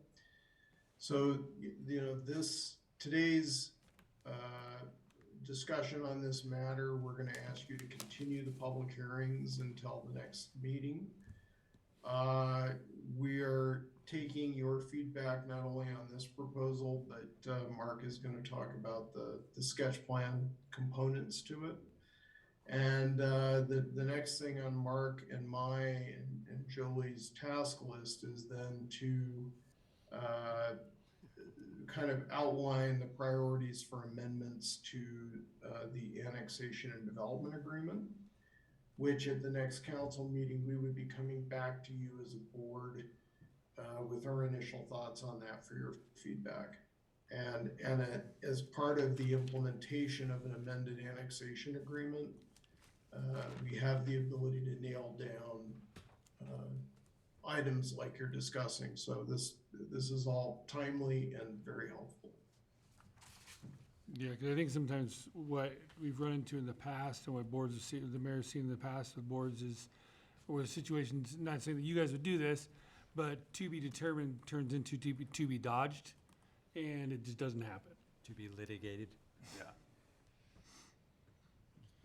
And by the way, we totally support what Mike said. I maybe should have qualified some of my to be determineds that say like in the annexation agreement and Yeah. in the PUD guide, and I mean it's all the things we're working on. So we will get those more definitively defined, or if that's the right way to say it, in all of those documents. Right, and I mean, if we're gonna see that on July 25th, potentially, that's 2 weeks away. And I mean, it's your guys' project to roll it along how you want, but a lot of to be determines to figure out in potentially 2 weeks. I think I'm looking more forward to that than this, since this is just such a broad thing. I think I do like the 12.3 acres of river being dedicated to the town. I think that works well for you. It works well for us. That easement, I don't like it being just an easement. I like to have a plan of when that gets built. We, unfortunately, as a town in the past, we've missed those opportunities when we didn't get it in writing. It's we'll do this. It just doesn't have to happen at that point. Right. And I don't know, are there any other issues besides this parkland dedication that are super important to give you guys guidance on while we work towards the PUD? I just want to make sure you guys have what you need to move forward. Yeah, absolutely, yeah. Are we still talking that trail in the front yet too, or is that gone away if we did the other one? No, that was on there. That would still happen? So we're losing, so we don't have a river trail, we have a trail next to the frontage road, which I think works better for this. I personally think it works better for this parcel than it does to drop it down on the backside. Okay. Because that's where most of the commercial stuff was gonna be, right? Yeah. Was along that northern edge. Yep. One thing, why don't I finish talking about the sketch plan, because we do need to get through that, and then we can try to wind up some, if you have feedback, whether it's on zoning, whether you want to talk about more of the open space or anything else, we do need to check that box where you've looked at the staff report, you've seen the application, and you've heard staff comments, you may have questions for the applicant. All right. So, am I the host again? I am. Do I need to hit? You're still the host, Mark. I'm still the host, okay. Yes. Okay, there we go. Okay, well, let me get the sketch planning. I'm gonna use this for the sketch plan too, since it's, Sure. Pretty good. Anyway, you probably haven't seen a major subdivision sketch plan in a while, and basically, you're looking at the big picture. You're not at all the engineering yet, but you're looking at the lotting arrangement, access, general infrastructure, water, wastewater, identifying hazard areas, constraint. Hey, can it be subdivided? Well, I guess the good thing is that there've been extensive engineering studies on this already, and they're updating some things. They'll have to update more as we get through the preliminary plan. So this is just, has staff and the applicant talked about the major issues through this? And the answer is yes. Now, there are some code sections here, conformance with the comprehensive plan, relationship of development to topography, et cetera. When we had a meeting between the developers team and the staff team before the planning commission went forward, there were a couple things to talk about. Critical things was, the river, keep the water quality good. There are utilities in the area. Remember, utilities are in the highway here on the way to the high school. And another one of the big questions was access. And the town engineer brought up, hey, do we need all the access points that were previously approved up here along the frontage road? And perhaps a better idea would be to bring the main circulation for the project down this lower area here, basically just above the island for part of it. And after a lot of discussion, the applicant had some concerns about this. And frankly, so did I. I think it's better off having that circulation, the main circulation up where it really belongs. Deal with the trail up here, because originally the trail was coming through in all sorts of areas. And there's still places where the trail will be coming down and giving the public and, of course, area residents of this project use of that property. We also straightened out, I believe, some of the access issues with the path and with the underpass under I-70, because there was almost duplicate crossings of the highway here. You really didn't want that, because this is the area here where people are going to start picking up speed. So we think we've solved some of those pedestrian crossings. And another item was any direct access off of Track 4 that comes off County Road 311 should definitely line up to the access point on the bridge opposite Holiday Inn. So we talked about a lot of things like that, including water quality, which is very important, and we looked at some other items also. Just to remind you, this area was annexed, and it looks like the water rights are sufficient. They've already been dedicated to the town. Now, there's a surface use agreement that comes with this property for gas and oil, and I know the applicants are talking about having that transferred to the other side of the river. And that is something that would not be good for the use on this property. Dennis Caruth is present at the meeting, so he can comment on that if you'd like to talk about that. And as I said before, there's been a lot of examination on the main water and wastewater transmission lines to the property. And yes, there is adequate water and wastewater in the area. Some of these areas up here can gravity flow directly to the wastewater treatment plant. Some of the lower areas will have to go across, go to the lift station over at Holiday Inn, and that may have to be enlarged in the future, which would have to be taken care of with the agreement. And there have been extensive floodplain mapping and analysis in the past with the project.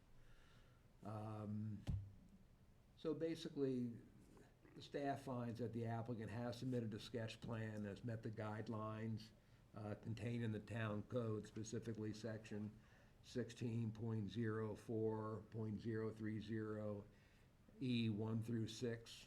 They met with staff to discuss the sketch plan and engineering comments, and they were discussed with the Planning Commission, and we're continuing to work with this. The Planning Commission did review the sketch plan at the May 3rd and May 17 commission meetings, and the commission made a unanimous motion to recommend to the board that they grant approval of the sketch plan with the general direction of the application and response that has been given to the town's comments and concerns.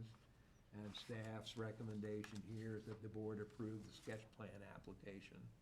And if there's anything that you think that needs to be addressed that you haven't seen in any of the documents or haven't heard of this discussion, you can tell us before you have any kind of motion. And we would not have a resolution for this at this meeting. This would be at one of the next two future meetings, either July 25 or August 8th, I believe. And with that, I'd like to turn it over to the applicant or Mike or Trey if we missed something, we did not have a chance to have you at that meeting today. So I don't know if you have any comments to add to the infrastructure, if I misspoke. Nope, it sounded like what we had already talked about in previous meetings on how the water and wastewater would access that property. Okay. You have anything to add, Doug or Mitchell? I'm good. No, I mean, I think we support your narrative, I think, and Okay. I think you've seen a lot of this already through the PUD discussion, so if you've got questions, we're here. Our engineer's also on here virtually if you have questions for him. Roger Neal. Is this parcel gonna have raw water irrigation to it, or does it? It does not have raw water irrigation. It does right now in open ditches, but they're not planning on using that. Okay. I thought you were gonna, I thought you planned on using that eventually. Abandoning silt well Irrigation. number 2 and then re-drill that and then use that for irrigation? I was gonna say, I think they had a well that they'll be able to repurpose and Yeah. use. But they're not planning on using irrigation. municipal water for irrigation purposes. In tract 1, they were, So, correct? What we've talked about is that, so again, the town decreed 3 wells along the river to help facilitate raw water irrigation in this area. The Silt well number 2 is at the western end of this property, and potentially the existing well could be repurposed, or if based on age, they could drill a new well to use as silt well number 2, then to provide raw water irrigation for the eastern part of the property. I've talked with the applicant about going in and decreeing another well that's covered by the town's plan for augmentation. That should not be very hard, given the proximity to the river and the fact that the well would be augmented. And that would then allow for raw water irrigation on the eastern part of the property. The applicant already has dedicated 3 shares of Lower Cactus Valley ditch water to the town. So the town has received a substantial water rights benefit in the form of the dedication, and I guess I would foresee that kind of swapping out the use of the wells for the surface water rights would, there are, in the existing annexation agreement, there are some limits on how much outdoor irrigation can be done, which will be implemented, I guess, on kind of a phase-by-phase basis, but assuming they can stay within those limits, the current agreements contemplate that alternative groundwater sources will be used for raw water irrigation. And I see Dennis has his hand raised. All right, go ahead, Dennis.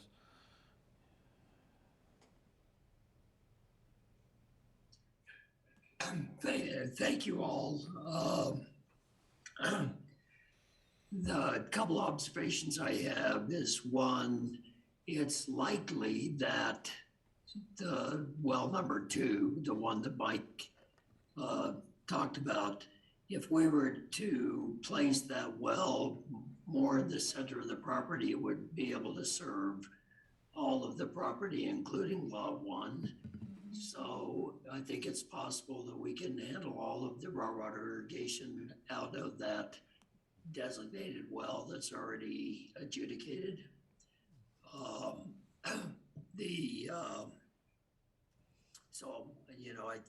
I think, Mike, that's something you and I need to talk about and get clear on by next meeting, which I think should not be very hard. I would also say, Mr. Mayor, to your comments about so much to be determined, it seems to me the only thing that we are proposing to be determined is the pedestrian connection under the 311 bridge between Holiday Inn and our property. we are showing on this plan a trail that would then go north to connect with the regional trail along the south side of the frontage road. With respect to Mark Shane's comments about pocket parks, I think part of the amenities that are developed at site development plan approval for these various parcels would be in the form of amenities and/or areas where certain recreational activities can occur, such as a children's playground on Lot 1 or other indoor or outdoor amenities associated with that multifamily development. So I would really like to address any things that you feel are to be determined that are questionable to you and not lacking clarity, so that we can make sure that those are addressed within the next couple of weeks. Okay. I guess my big to be determined, like I said, are gonna be the bike path under the bridge. Access points to the 12.3 acres for the public to be able to even get down to that. It looks like we might have a spot off to the east of the BLM parcel to get down to that. Mr. Mayor, you're talking the river? Yeah, yep, the 12.3 river parcel. To get into the water? Yeah. I mean, it doesn't do us any good if we can't get to it for the public to get there. So I would like to see potentially along the east side of track 7 an easement for a public path to run down the edge of that to get to that 12.3 river, that open space, 12.3 acres. And then, yeah, the further, I mean, there's a whole lot of lodging, residential, mixed use in there, besides tract 1. So, to be determined, I guess, would be what's the parks for those areas. Are those gonna be the fee in lieu of parkland? And those will be later conversations when we do the individual sites. So that's part of the bigger TBD of what is it that we're gonna build there specifically, what's the building look like, et cetera. So Right. that's- But we need to have that language, so if we say it's going to be lodging, residential, mixed use, Yep. that if you build this, you're required to have this. Yep. Which, without knowing what you're gonna build there, it's really hard to tell you what you're gonna be required to build as far as a park. I mean, if it's lodging residential and you build a, 50-room hotel and 2 residential units, it's gonna be way different than 50 residential units and 2 hotel rooms. Okay. I mean, even with the commercial mixed use, if you're doing commercial downstairs, residential upstairs, that's probably not a good place to put a park at in that area. So what are we doing at that point? And those are the details that we need to have before we get too far down this process. Okay. It's just too hard to come back and say, we're gonna do this, so we need to do this parkland, when that wasn't the plan that we agreed upon in the PUD. Okay. And I agree, I mean, is the real estate sign is still out there, is this property still for sale? No.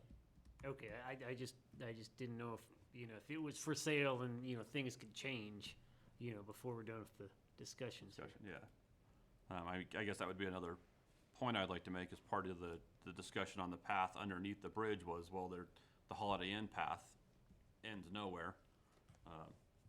But you've mentioned in these meetings that this isn't in 2 years this was gonna be built out, or potentially 3 or 5 or 10. That 15 acres could develop within a year. And then they would be saying, well, we have a path to nowhere, so why do we need to connect onto it? Sure. So without having all the parties on that whole stretch understand what's expected of them, it doesn't do any good to do it to be determined that we might Yeah. put it there. We can define some triggers. Stuff there, yeah. Some triggers, yeah. What was the public access point that you guys were looking at for that 12.3 acres of river? There's the potential to have access down at the east end, but like you said, you would want to know how access gets down the hillside and gets onto that. There's obviously river access, so people in the river will be able to utilize the river recreation, boating, fishing, rafting, all of that type of stuff. Right.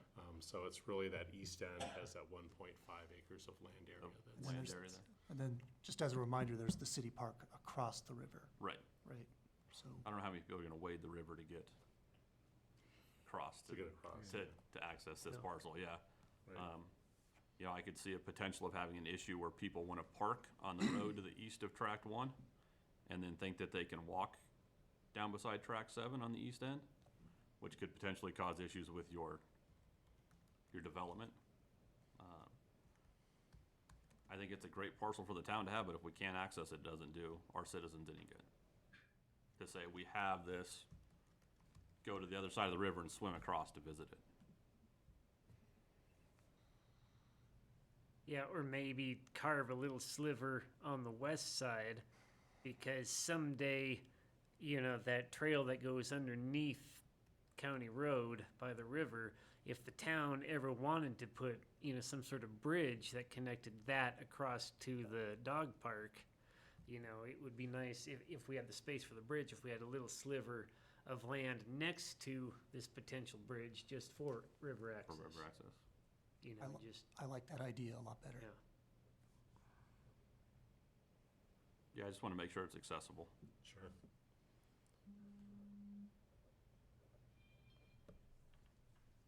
And I guess I would defer to our council. Do we need to have a better idea of what's going on these tracts of land so that we can have the appropriate parkland dedication in the PUD?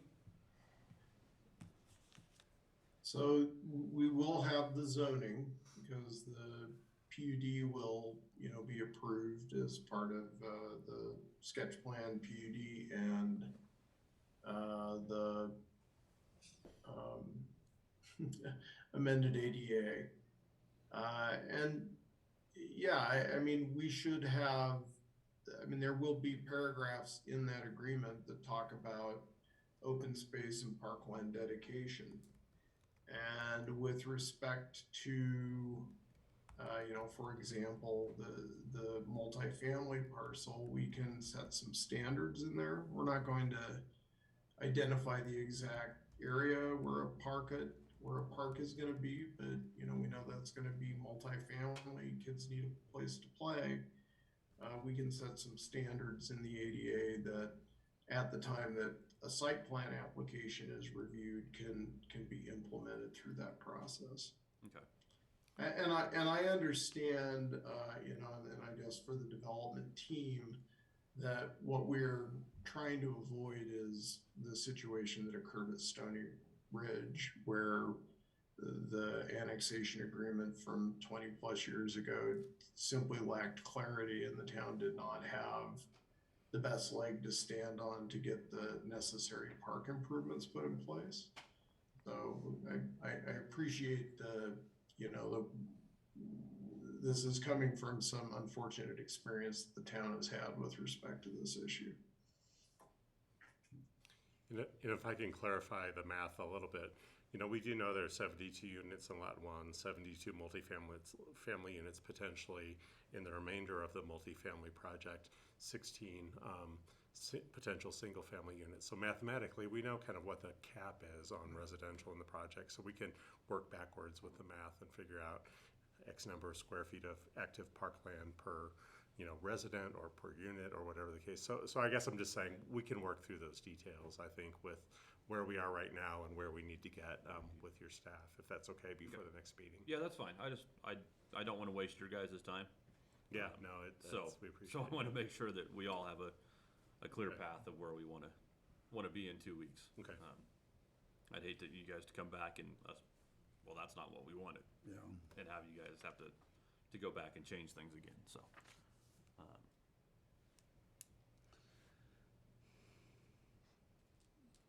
And I don't think I have any further direction for staff to go. Does anybody else? No, I think you pretty much touched on everything I was. I don't have anything further. Okay. Nothing here. Nothing? Trustee Britnell? I'm good. Okay. This is a public hearing, so we'll open it up to the public. The time is now 9:15 PM. Persons desiring to make a public comment on this agenda item, which is the Rislinda Planned Unit Development Rezoning and Subdivision Sketch Plan, AKA Divide Creek Center PUD. Please activate the raised hand function in the meeting program. Or Sheila, did we have any phone calls or emails in regards to this agenda item? No, we did not, Mr. Mayor. All right, thank you.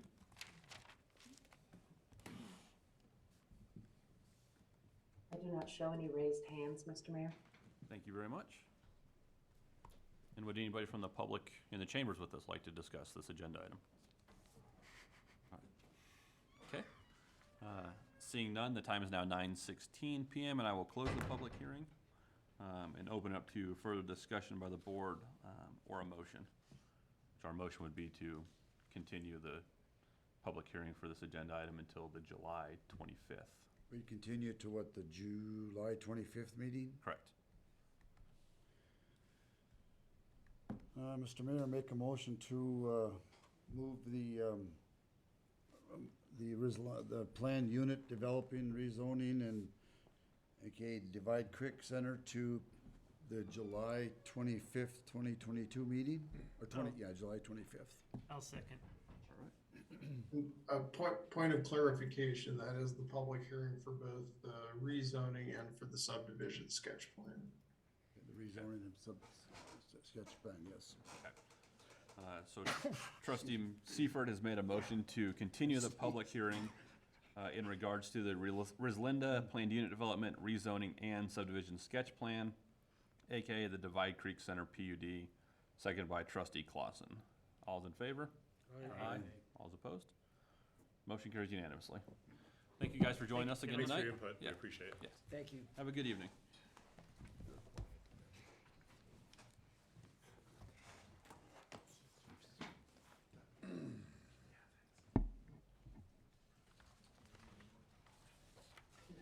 So I guess we have some talking to do. But I can't do it tomorrow. All right, next up is the first reading of ordinance number 11, series 2022. An ordinance of the town of Silt, Colorado, amending chapters 2.12 of the town code to allow the town to require the installation of conduit as a condition of an excavation permit. I will turn this over to Attorney Denking. Thank you, Mayor. Thank you, trustees.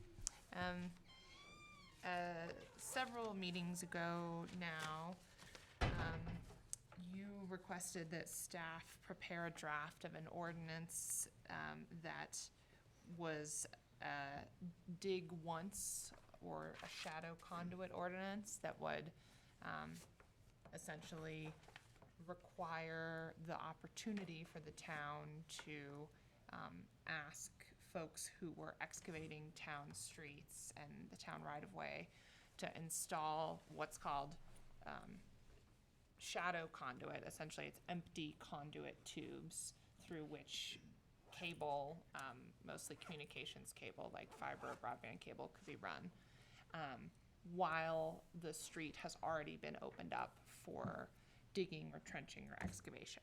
And so the ordinance you see here and the code amendment shown in Exhibit A would add a small section to the part of the town code that addresses excavation to the streets. So it would fall between the sections that currently address the deposit that's required for excavation and the plan of restoration. So this would essentially become a new sort of step in the permit process where, as a condition of the work being performed under an excavation permit that the applicant is applying for, the town can write on the permit when it's issued that the excavator has to install shadow conduit in the trench that they dig.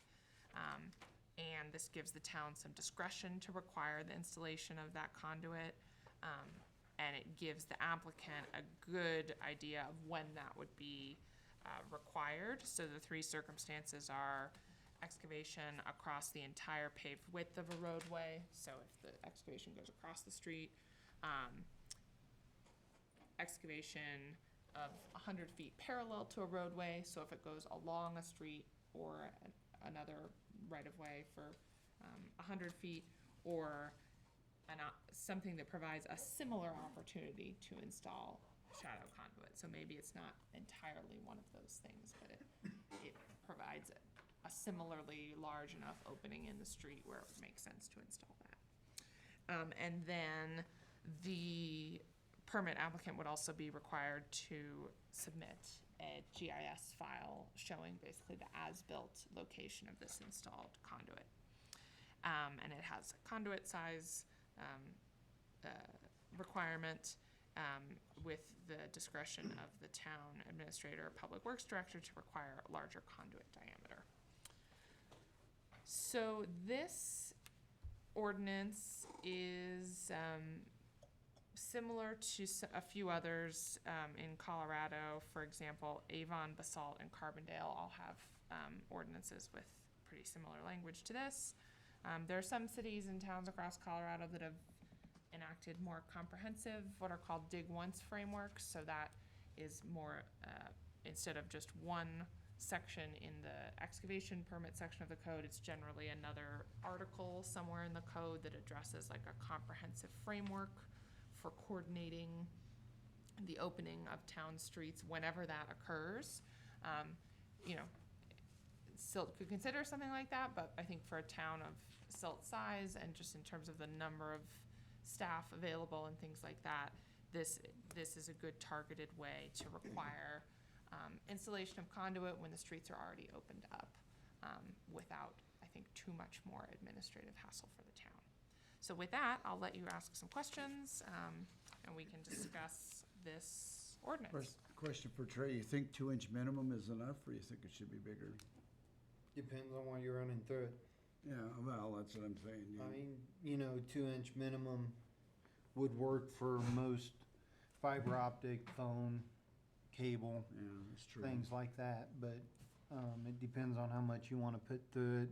Is it gonna Or- be shared? It's gonna be like, it's gonna be a shared conduit, or is there It- gonna be? It could be, or maybe not. That's, I mean, that's what I'm getting at. If it's know- gonna be a shared, We look at where they're going in, and if there's, like when we did the 7th Street crossing up here at the ditch, there was an existing gas line. We know that's gonna be replaced at some point, so we put a conduit in for that. And then we put a conduit in just for fiber optic or cable. And then we had them put in a 24-inch piece of pipe for us, so when we get a new water line up 7th Street, we won't have to dig through the ditch.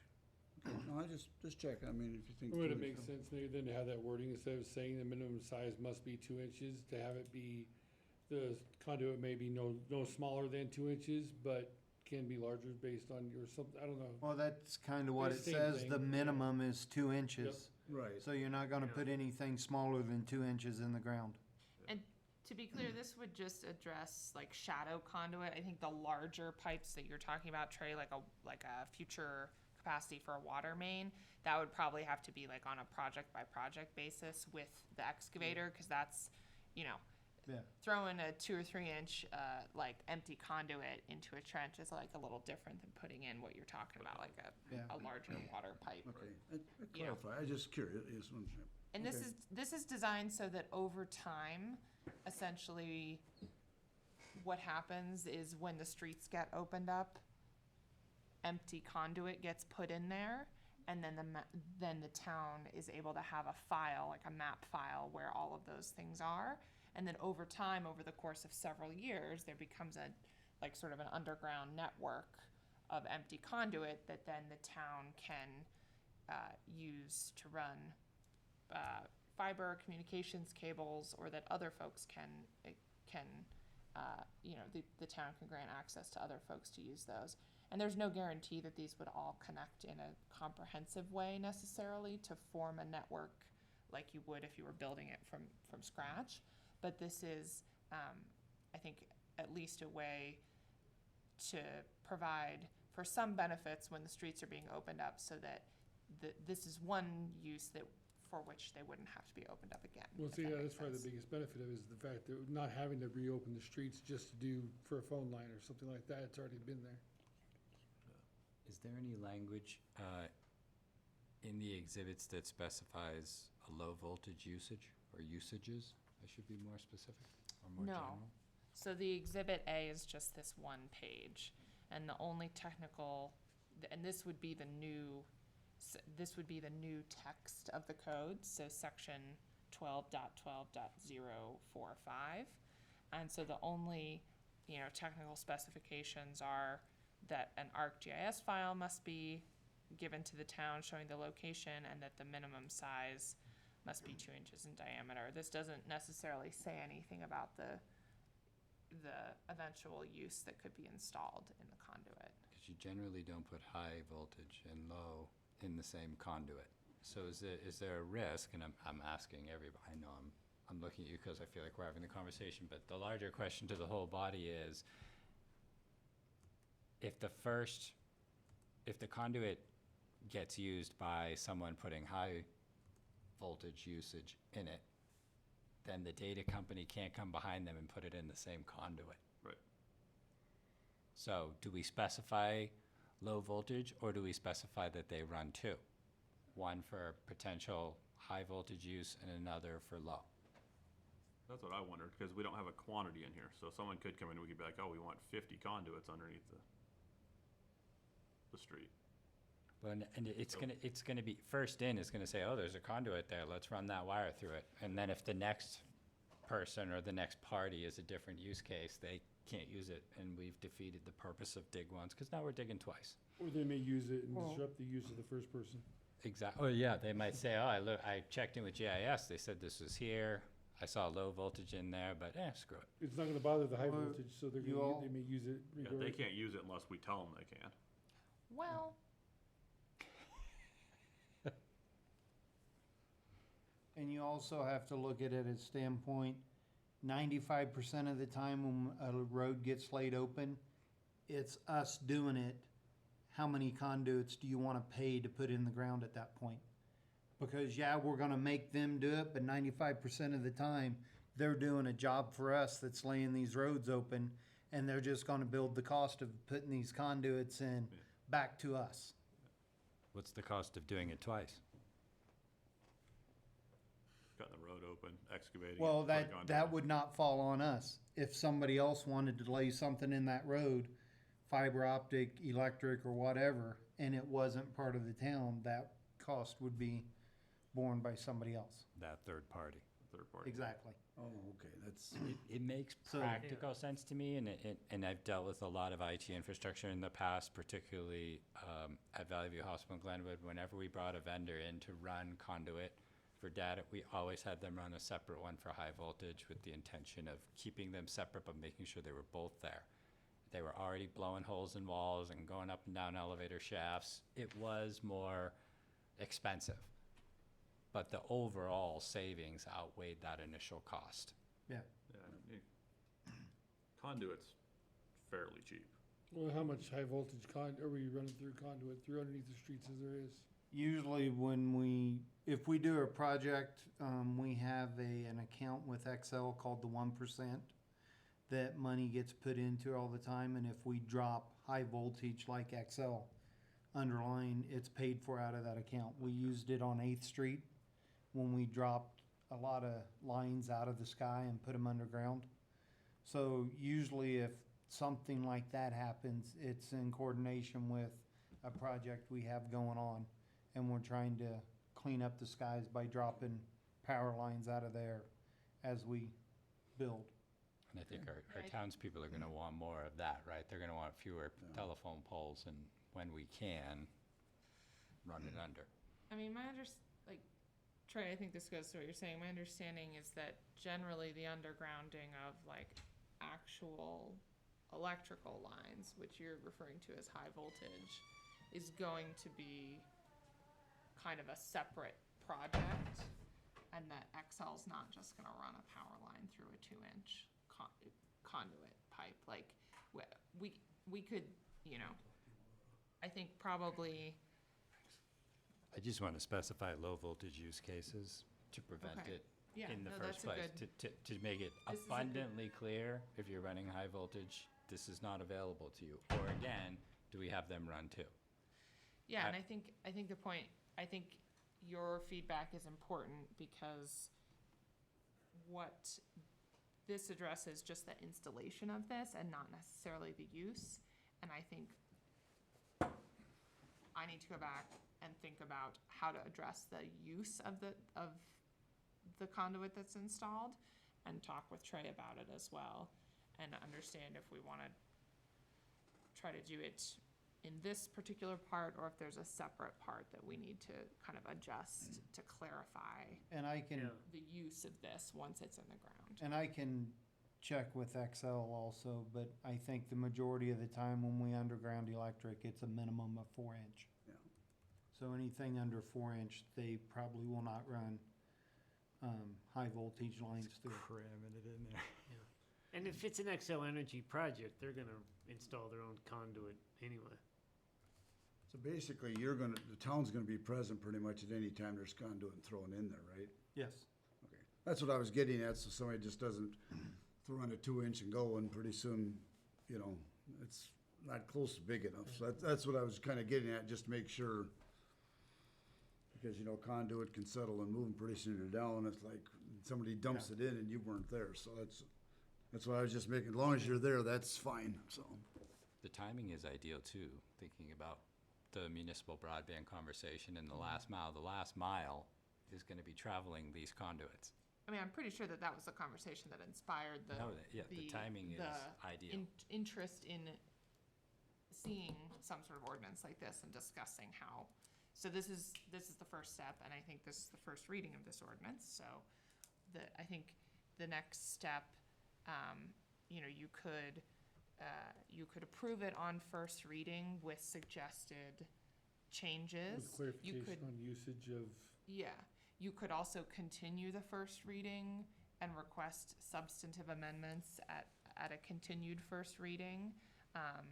Those are both options, I think, when we're sort of presenting this and wanting to see some clarifications and make some changes. So I just wanted to clarify that those are both options, and also feel free to continue to discuss.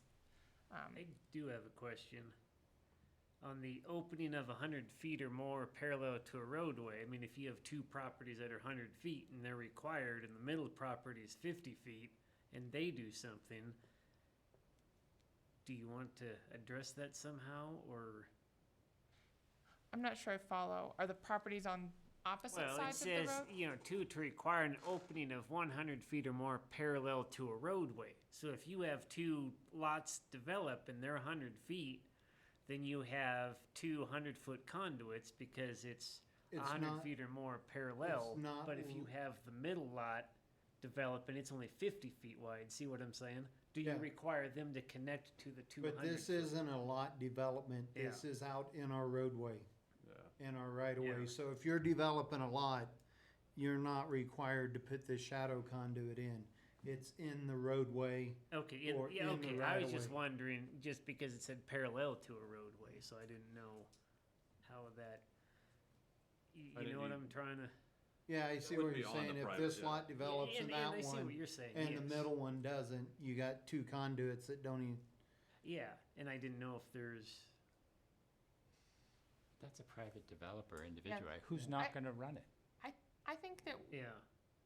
that's a great question. I think maybe that gets a little bit to the wording of this, and I could clarify that a little bit. Like, I don't mean parallel to a roadway, like off the right of way and on private property. 'cause I that's mean, what I like, was thinking, I mean, and- like running parallel with the roadway. Perhaps is a better way to put it. Okay, Like, I get it. because if you're going Uh-huh. across the roadway, that's the first scenario. Yes, I But if you're understood kind across. of going like parallel to the roadway, I was thinking it was on the side of the roadway. Yeah. I think this is more envisioning something that's perhaps like in the sidewalk or in the gutter area, but is still technically part of the right of way. Adjacent? Okay.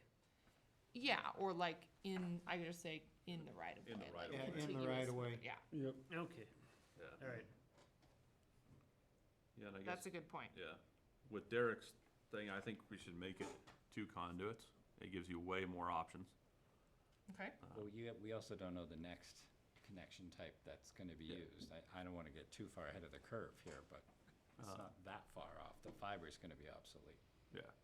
And then I don't know if it matters or not about putting an acceptable material for the conduit to be, because then, I mean, in our world, someone says run a conduit because we need to get a 1/2-inch water line from there to there. It could be a piece of PVC, ABS, it could be real conduit, it could be metallic, it could be non-metallic. Okay. So I mean, are we gonna call it conduit Schedule 80 conduit? Or That's a good point. I didn't think of that. what does the material need to be? Yeah, we used to specify it in our private contracts. That's a great Yeah, point. well, have to be at least Schedule 40. 40. That's what I was, yeah. Cause anything less is gonna settle, and pretty soon you're down to a 1/2-inch. Yeah. hole. Yeah. Just try to jam it. Yeah. You can't It's even way get it. cheaper to lay a bunch of straws in there and call it your conduit than use the Trey, right should I material. talk with you about like some engineering Even anything specifications less we could could settle put in? well- and pinch it. I'll get with you on that. I'll figure out if there's Okay. any requirements, but I think Schedule 40 would be enough. Okay, And then follow basically the, Public Works Manual on bedding. You know, the bedding for the pipe okay, and not just throw big rocks in it Rocks and in it, dent it and break it and make sure it's bedded properly. And don't crush it with construction equipment, as has happened in my past. Yeah. Okay. And the way it's written, technically, if we open up, if the town has to open up something, we could exclude ourselves from having to install the conduit? yes. I mean, could we do it? The town administrator or public works director has the discretion to require the installation of this Installation, conduit. yeah. Although, you know, as a practical matter, if you're trying to get conduit Right. underneath the streets, the town would probably need to think about. And if it's just not, That's a good if it's idea. not practical, if there's, I mean, a county property on the other side of a road that we open up, we don't wanna necessarily run. I mean, it could be beneficial, but maybe Or it's if there's not, already so, 25 feet down, there's already a conduit that's been laid in the past. We don't Past. need to do it again. yeah. But that's the only way he has that discretion. 'cause That discretion, you look yeah. at That allows Trey to have that conversation with the Conversation. county rep and say, here's where we're at. What do you want? Yeah. I like that. Okay. Yeah, this is 95% of the way there. Thank you, No, these are, that's great. these are good, good implementation considerations. And you will see this, if you decide, whatever you decide to move forward with tonight, if you decide to move forward with it, you'll see this on a future agenda with some details added. What is the easiest way? So it might be clear to just to bring continue it. Continue it and bring it back fresh? Because it's not pressing. Now, if Yeah. it was like we had a huge project that was gonna go in a month and a half and we had to have this passed by then we'd wanna maybe just do it, approve it with the conditions. But it might be easier just to do a continuance on it, continuance. so. Continuance to This the is a- next meeting? Yeah, this is a public hearing though, so. Oh, yeah, we should On the probably- continuance front, if the board would be amenable, I might ask for continuance, not to the very next meeting, but the one following, Okay. given some of the other things we just heard on Yeah, I the think we're agenda gonna that have we're gonna need The to do. for the 25th next is gonna meeting. be a busy, So it'd be the August Yeah. 8th or even. And I the won't be next here, one. so. so July Do it then, or it'll be August, quicker. yeah, August. Shut your And even if we went to the August 27th, because I think the next 2 meetings will probably You're gonna be be pretty busy with all filled this with other stuff going on. other stuff, And that so. gives you time to work because of all the other work getting done too. You're going on vacation. You can be honest. I already went on vacation. I am. Trey, yeah. So he wants it But- all packed in while he's gone. I'll be at the county fair for a week, so if you wanna call that vacation. I do not. But yes, as this is a public hearing, so, Okay, Mr. Mayor. we'll open it up. So the time is now 9:40 PM, and I will open up the public hearing in regards to the first reading of ordinance number 11, series 2022. In order to the town of Silt, Colorado, amending chapters 12.12 of the town code to allow the town to require the installation of conduit as a condition of excavation permit.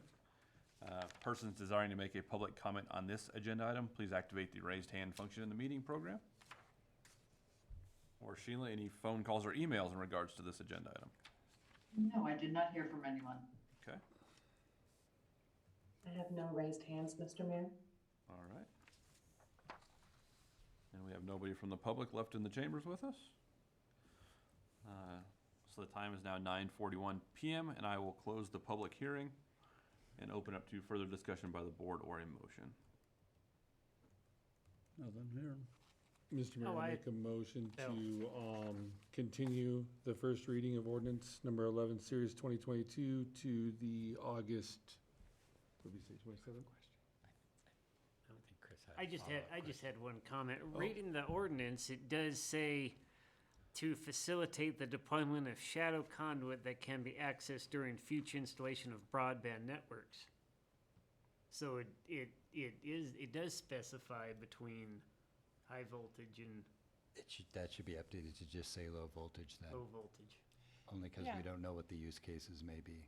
Absolutely, this is a good point. So that's in, we'll update that in the whereas clause of the ordinance, but then in the operative part of the code amendment itself, we will also add something on Gotcha. that. Because that's currently just sort of part of the whereas clauses explaining the background for why the town is doing this, so we'll add it in the text itself that'll be in the code. Okay. Yeah.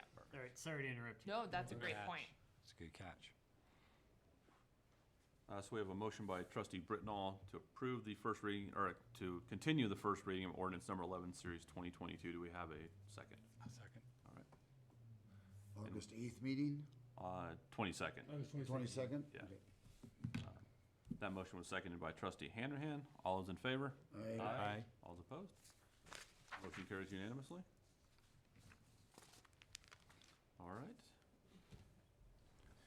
And the next item on the agenda is the first reading of ordinance number 12, series 2022, an ordinance of the town of Silt, Colorado, referring to the registered electors of the town of Silt at the November coordinated elections to be held on Tuesday, November 8th, 2022. A question asking whether sections 5-3, 5-9, and 2-2 of the town charter shall be amended to change the regular municipal elections to the state of Colorado coordinated elections in November in odd number years, give the town express authority to participate in coordinated elections, and change the election for the mayor and trustees to occur in November in odd number years. And I will turn this over to Attorney Denkinger and Town Clerk McIntyre. Thank you. I think I'd like to start with Town Clerk McIntyre, please, and you can give us a little bit, you can follow up on your presentation from the last meeting or 2 meetings ago about the purposes for this ordinance, and the ballot question. Alrighty, thank you. Yes, so like we had reported a couple of meetings ago, the new trend, if you will, is to turn the municipal elections over to the county. Since they're already doing them, it has been a huge cost saver for municipalities in the long run. It also provides the fact that the counties have the equipment, the modern equipment that they use to do the larger elections, as opposed to us bringing in judges and hand counting all the ballots. And it does also offer a larger participation from voters, is what it has shown with other municipalities who have gone this route. Our voter participation has decreased terribly the last several years, really, even with the mail ballot. So if this helps spur people to get a little more involved, we think it's kind of a win-win situation. I'll answer any questions you might have. Or Jolie, I don't know if you have something you want to add on to that then as well. Thank you. The one thing I would add, just as an implementation consideration, is that the way that this ordinance and the ballot question is written is so that the current terms of the currently elected trustees and mayor will be extended to the next election, rather than having them be cut short, because there is a state statute that requires that in the event of an election date change, the enacting ordinance can adjust the terms of the sitting officials appropriately, but it can only extend those terms. It can't shorten terms to which folks were already elected. So that's why you'll see the changes that move the next election date out for the trustees and the mayor to either November of 2025 or November of 2027. And so we've attached here the for the current mayor and sitting trustees, the current terms for which they were elected. And so the ones that are scheduled for election in 2024, that would have been spring 2024, and instead that will be moved to fall 2025. So we're looking at, and then similarly for the ones in 2026, instead of spring 2026, that we move to fall 2027. So we're looking at like an 18-month extension to these terms.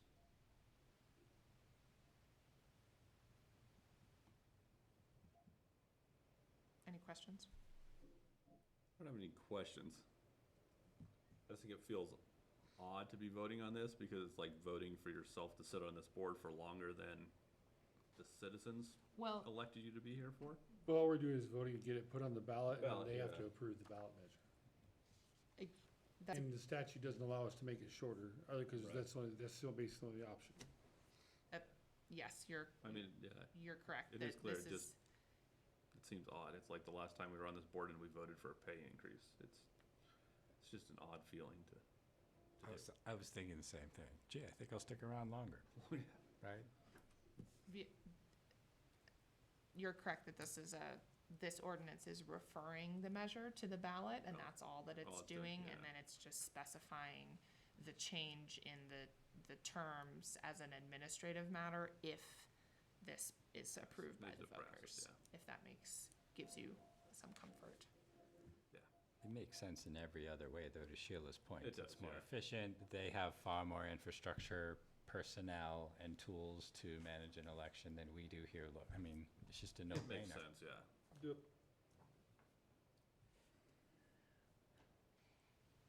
I don't have anything then. Trustee Seifert? No, Okay, public hearing. I'm good with it, I guess. all right.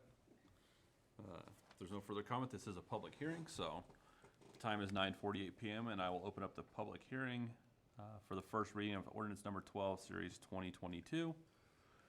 Persons desiring to make a public comment on this agenda item, please activate the raised hand function in the meeting program. Or Sheila, any phone calls or emails in regards to this agenda item? No, I did not hear from anyone.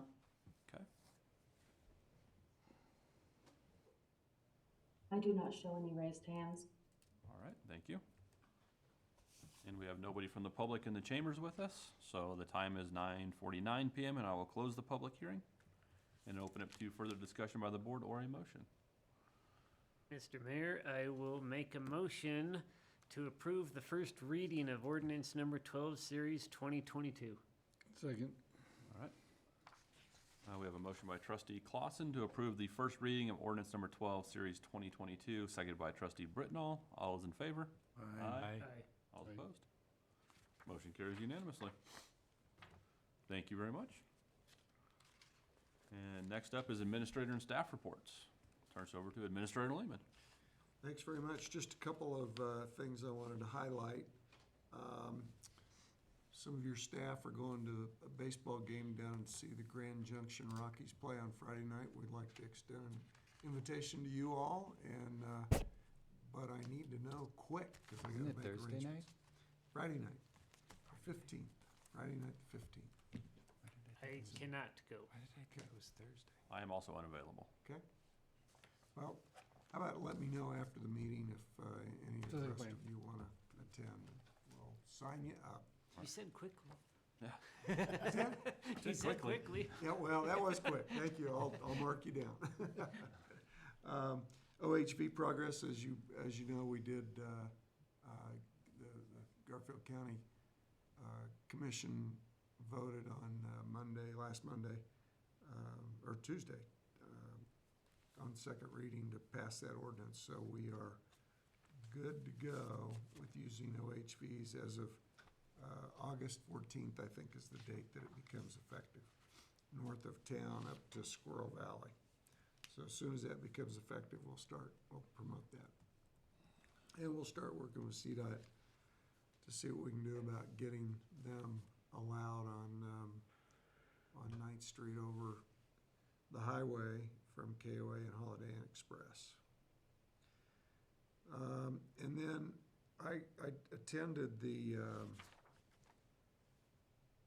Infrastructure Investment and Jobs Act festival, I guess, at CMC today, and I'm optimistic. There's significant funds available for our water plant remodel, renovation, rebuild.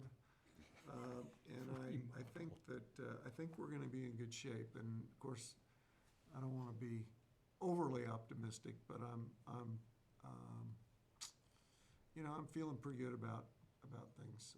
So, fingers crossed it'll get some of that money. We're gonna be, or a large amount of that money to address our issue, that Dewberry, defined to us a couple weeks ago. So, and we meet with the state on August 4th, I believe, and we'll know a lot more then, but I'm feeling pretty good about that. I don't have anything else to add to my report. I was just gonna point out, we did put the 500 block of Main Street out to bid, and we received no bids for it. The companies we talked to said they couldn't get some subcontractors to narrow down a price or even give them a time frame to do it. And others said that they couldn't, they're having trouble finding help to do a project that size. So we're looking at other options to see what we can do to get that done. And price increases have kind of knocked a lot of things out of the, because concrete, talking to one contractor, concrete went from like $7 to $8 a square foot finished. It's now up around $18 a square foot to finish. So, and laying in pipe went from around 100 to 110. They're quoting it out now at 180 to 190 to put it in the ground for 8-inch. So. Yeah, it's definitely tough It's right a now. quick- We've got suppliers that are only holding prices for 5 to 7 days Yeah. at this point. Yeah. So it's really hard to be able to quote a project that's out there, I mean, even a month, so. Yeah, and there's some that was running into that. They were only good for 7 to 14 days Yeah. on different quotes for different products.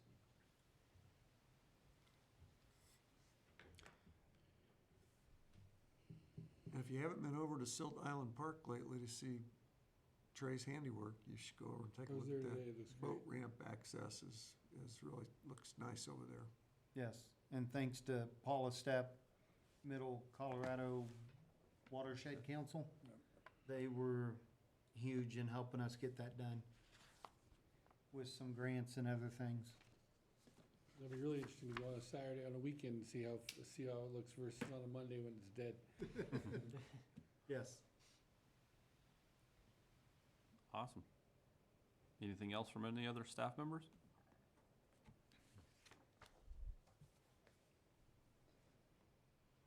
Okay.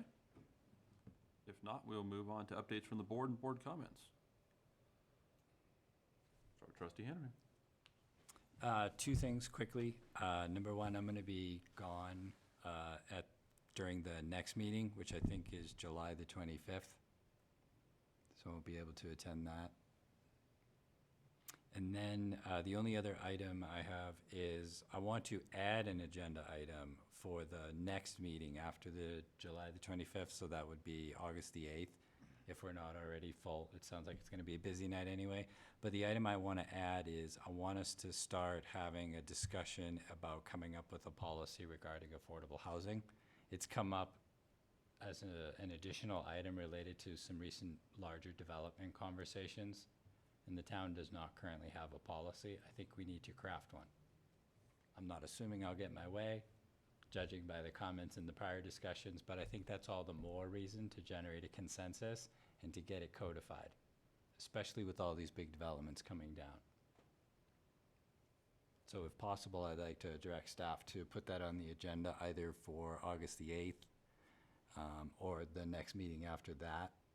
And as homework leading up to it, if we can pull together any data from nearby communities on their own policies or their own research into affordable housing and what their findings have been. And if there are any subject matter experts, third party, that we should be either inviting to the conversation or seeking input from. That's it for me. Yeah, I think it's a good idea to have that conversation. Thank you. So let's do it. Let's look at the agenda load for August 8th and then see if we can get it in there. And then if not, we'll do August 22nd. Perfect. I All right. see some head nods and agreement. We'll make it happen. Okay. Trustee Britnall? Just remind everybody, we have the farmer's market now back over here at Veterans Park on Wednesdays, with music and stuff, so definitely check it out if you get a chance. Hopefully I'll get off early enough this week. I did last week. And then we have the concert this Friday too. Okay. Isn't the concert Saturday? Yeah. Is it Saturday? Is there a concert Saturday or is it Friday? The ball game is Friday. I thought it was, no, there's not one this Saturday. No, that's the next, August 12th is our August next. 12th. it's quite a ways town out. concert, I'm not sure what I was thinking then. I believe. That's the Van Is it Halen, somebody Van concert? Halen Van cover Halen. band. Yep. We just had a It's movie August. last Friday. Yeah, nope, okay, good deal. Okay. My apologies. Yeah, I can't zoom in here on the events calendar to read what it says for the date of the bike rodeo. I believe that says bike rodeo, but I'm not sure. I don't have that in front of me. Okay. I'm sorry. I know. All right. Trustee Clausen? The chief might be still on. I don't. No, I don't have much. I do have a question for Trey, because if nobody bid on that, what's the next step? Just extend the bidding process out more, or? We're looking at a couple different options. We're talking to a couple companies that were looking at it. You know, it's too big a project for my staff to take on, because if something else goes wrong in town, we're gonna pull everybody off of that, and we're working in a CDOT right away, so there is a time crunch. One thing we was looking at was one of the companies that was interested that didn't have enough people, working out a deal with them where, okay, we'll give you 2 guys, that'll complete your crew. What kind of pricing can we look at to get this project done? And then we still have the majority of our crew to take care of everything in town, and just kind of not lease, but, you know, 2 guys would work with them to For get it sure. done. And then, we're looking at possibly tabling it to next year and see if maybe prices come down a little bit. So we're looking at a few different options, trying to figure out what we can do to keep it moving forward. Oh, okay. Nice. And then, yeah, I mean, this weekend I walked around a few of the parks, and the parks look really good this year. Pass that I mean, on. yeah. I mean, you know, like the Roy Moore Field, I don't think I've seen it look this good. I don't know. Probably never. But anyway, yeah, no, they look really good. And I think there might be an irrigation leak at Main into Melby, because I can see some water coming out of the sidewalk and going into the drain there. But In one of the tree grates.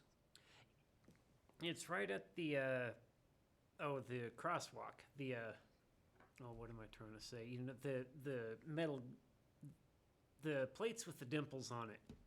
You know, Oh, at the edge okay. of the crosswalk. Yeah. Yeah.